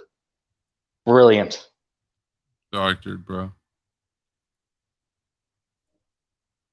For your side of the story here, and we want to be very clear. We don't expect you to speak for Jimmy. We did reach out to Jimmy Dore, and we welcome him on the show. We just haven't heard back yet. And we thank you for your journalism and investigation into this story, as it's certainly something. Journalism. It's like thanking a Pravda reporter for going to Moscow and reporting what the great leaders said about American evilness. What a great journalist. Don't shoot the messenger. Bro. Are we going to talk about the Ukraine now? Oh, God. Yeah, that's right. There's still more video left. Okay. That everyone should be concerned about if there is deception at the chemical weapons. That's right. He asked him about like Ukraine and stuff, and then he was like, "Hold on, let me roll back a minute. I have some more bullshit to spew about Syria." And then he spent 8 minutes talking about Syria. Great. I'm gonna kind of echo, I think, what a lot of people, even like Kyle types, are saying. You know, say what you will about KGB Crystal and Soggy Sagar. they actually had personality and real opinions. These guys are fucking nothing. They're boring. Like these guys are boring. They're empty suits. Like he's the main guy who's just talking there. He's not even taking a definitive stance. He's like, well, yes, people should care and be concerned if there was indeed deception involved in it. It's like, dude, can we fire you now? Can we find some new people? Can it be us? Can we have it? Can it become a hawk show and be 10 times better than what it is right now? 10,000 times, honestly. Yeah. Dude. Watchdog nationally or internationally, that is. And we just wanted to bring up the next segment here and get your opinion on the Biden administration freezing weapons sales to Ukraine. Where are we on that? And that comes right after the Putin-Biden, By the way, I will say this, though, compared to Kyle, those guys were wearing longer sleeve shirts with their lasers. That's at least they have a better fashion sense. That's a throwback to Mycroft's comment last night about how Cal doesn't know how to style himself properly. So there you go. Well-publicized summit. What do you think's going on here? Well, let's just first note the funny irony that when Trump did this, that triggered his impeachment. Now, of course, the allegation was that Trump was doing this for political reasons, but as a part of that, Adam Schiff and Jason Crow. So, okay, Aaron. So you've already contradicted whatever stupid point you're going to make. Yeah, these situations. I talked about this on Twitter a little bit too. These situations are not even remotely comparable. And I'm not in favor of what the Biden administration is doing. I guess the thought process there is, if we sell arms to Ukraine now, it will be provocative, or it's not necessary because Russia's winding down. By the way, they're never winding down, so that logic doesn't really hold up. But so he throws in, the allegation was it was done for political reasons. Yeah, kind of important to mention. It wasn't just Trump froze weapons sales to Ukraine and then they were like, well, that's an impeachable offense. You're going to be impeached now. No. So why are we comparing these stories at all? Again, it's just a moment. He's like trying to have a moment where he owns the Democrats, except they're entirely different situations. And it makes no goddamn sense. Dude.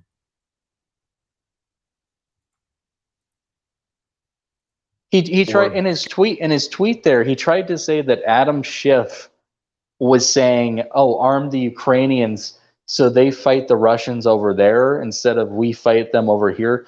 There's no way in hell he said that.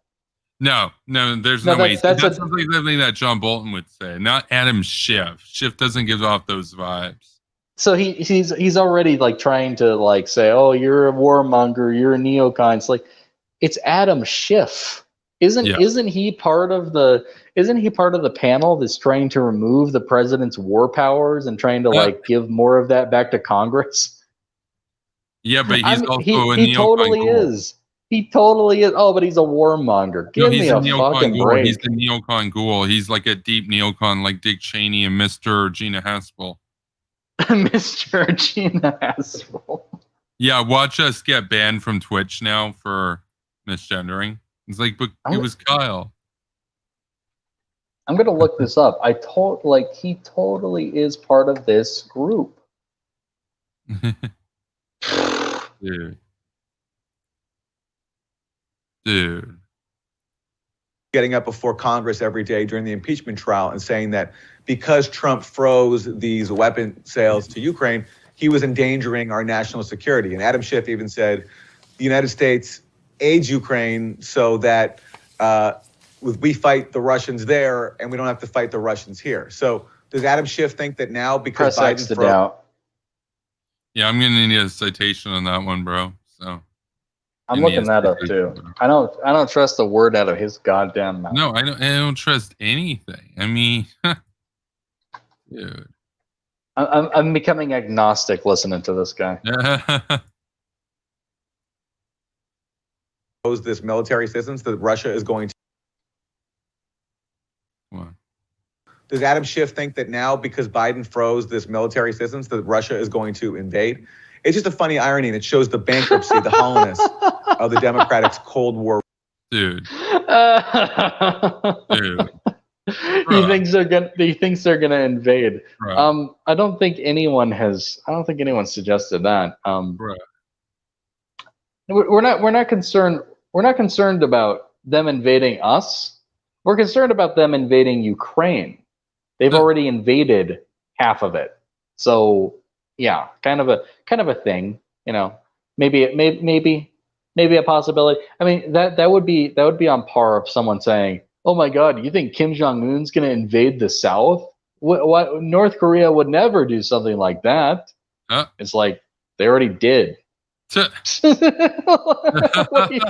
You're concerned that Russia's going to invade? They are invading right now. What the fuck are you talking about? Dude. Bro. StreamYard. Come on. Bruh. Yeah, StreamYard's always having a bruh moment. Dude. We're going to call it bruh yard now. Bruh yard. The Democratic. Bruh. The Democratic Cold War mentality. Russia is going to invade. It's just a funny irony, and it shows the bankruptcy, the hollowness of the Democrats' Cold War rhetoric that they rallied around throughout Trump's presidency, which I always thought was a huge mistake and a disaster for many reasons. But hey, in terms of this decision you might now, have a little bit of a point there, because here's the thing. Yeah, a lot of it. Here's the thing. A lot of it was rhetoric. A lot of it was, politically opportunistic to position themselves as the true patriots. If you have an isolationist like Trump in power. But the problem there is words are just words. You actually have to act on them. You actually have to oppose Russia in a meaningful way. Not to say that they're pro-Russia directly, but they've made a series of key mistakes, I think. And this is one of them. This is something I don't support. I don't like this idea of, oh, well, we just had the summit, so we're letting things simmer down. So we shouldn't sell arms to Ukraine. It's like, no. And that's going to go into their decision-making process of, oh, do we let them in NATO or not? I mean, they're pretty much begging us to let them into NATO. I don't know, man. I don't think Putin would like that. Again, it's the same thing with Trump and the withdrawal from Afghanistan. So that's Joe Biden's mentality right now. Oh, I would actually, divert that plan and not withdraw, but Trump wouldn't like that. Trump, I mean, the last guy set it up. So the same thing here. Oh, I would let Ukraine in NATO, but Putin really wouldn't like that. He wouldn't. He'd be upset with me. And look, I just met the guy. And we, obviously they'd met before, but we had a nice talk. Look, man, we're just trying to get along, man. Come on, man. We just want there to be a balance of powers and state interests. And Ukraine, they're very belligerent right now. And I heard that they work with neo-Nazis, so really, they don't have any legs to stand on. No. You don't watch enough Russia Today. They don't work with neo-Nazis.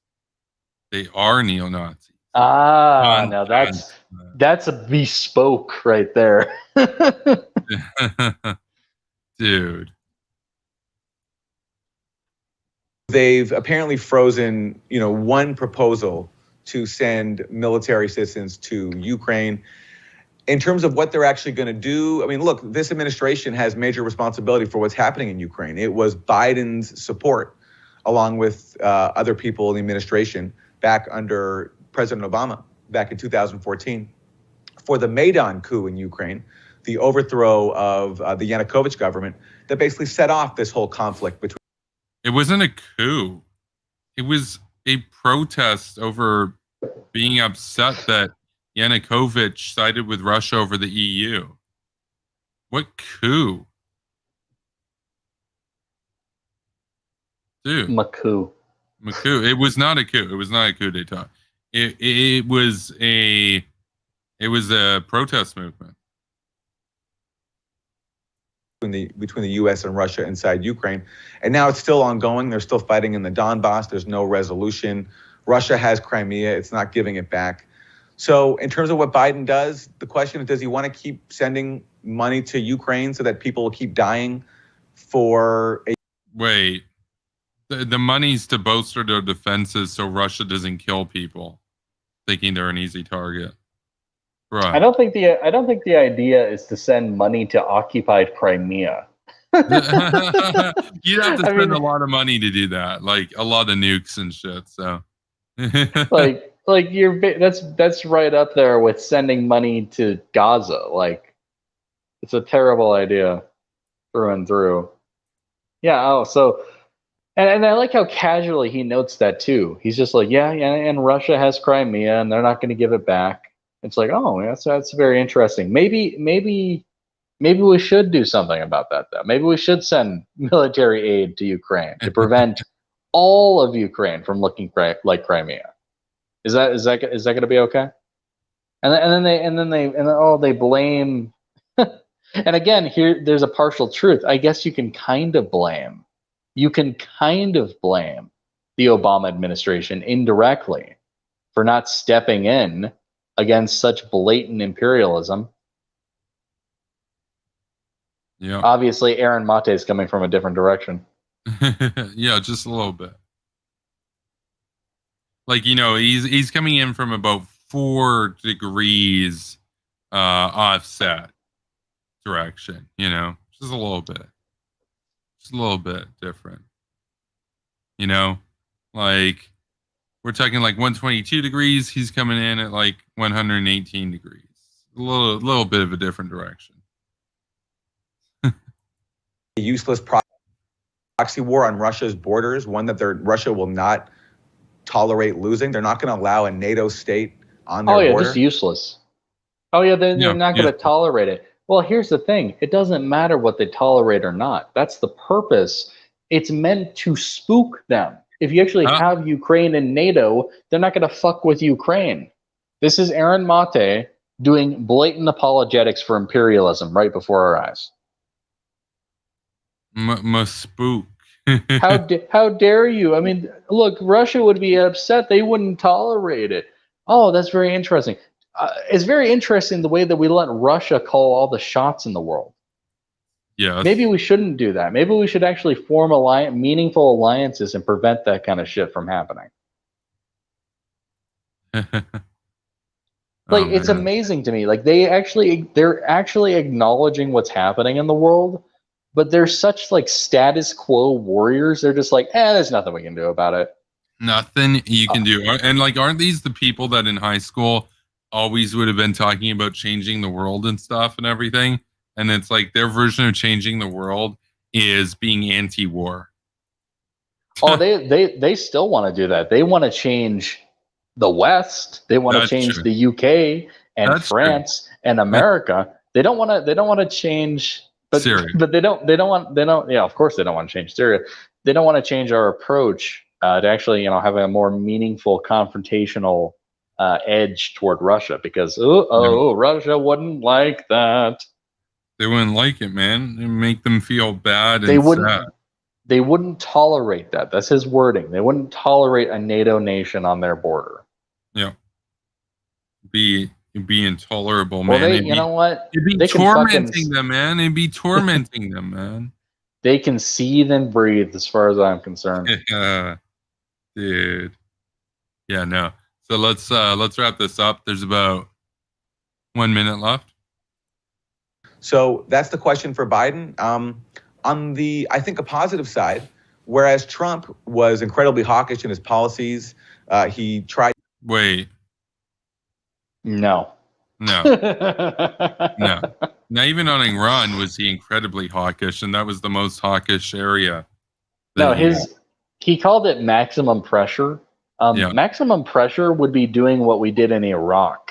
not some sanctions. My sanctions, bro.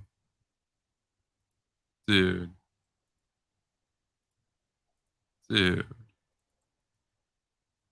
Come on, man. Come on, man. What kind of malarkey am I listening to right now? Oh, this is some grade A malarkey right here. To stop construction of the Nord Stream 2 gas pipeline, which was a major pipeline between Russia and Germany.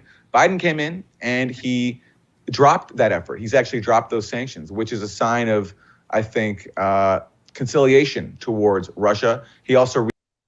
I mean, you're not wrong. You're not wrong.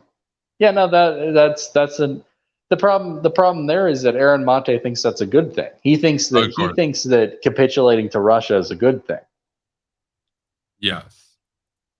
Yeah, how dare you? Oh, he's dropping those sanctions. Yeah, no, we should have at the bare minimum, every sanction in place and not be complicit in economically enabling Russia. But that would include taking down Russia Today's website, just like what was done with Iran, and that would violate my free speech. Oh, yeah, no. And I mean, that's definitive proof that America doesn't believe in liberty or free expression anymore, right? Yeah, there you go. You heard it here first. Sure. Actually, you heard it on the Kremlin Kyle show first. You heard it here second, but yeah. Gotta be credit where credit is due. So. Reached a very important nuclear agreement with Russia, renewing the New START treaty. So there are hawks inside the Biden administration, but there are also are some signs that for all the rhetoric we heard about. Wait, which hawks? Name some hawks. What, is he gonna say Blinken? Bruh. Blinken is not hawk. Jake Sullivan, I guess. I don't know. No, dude.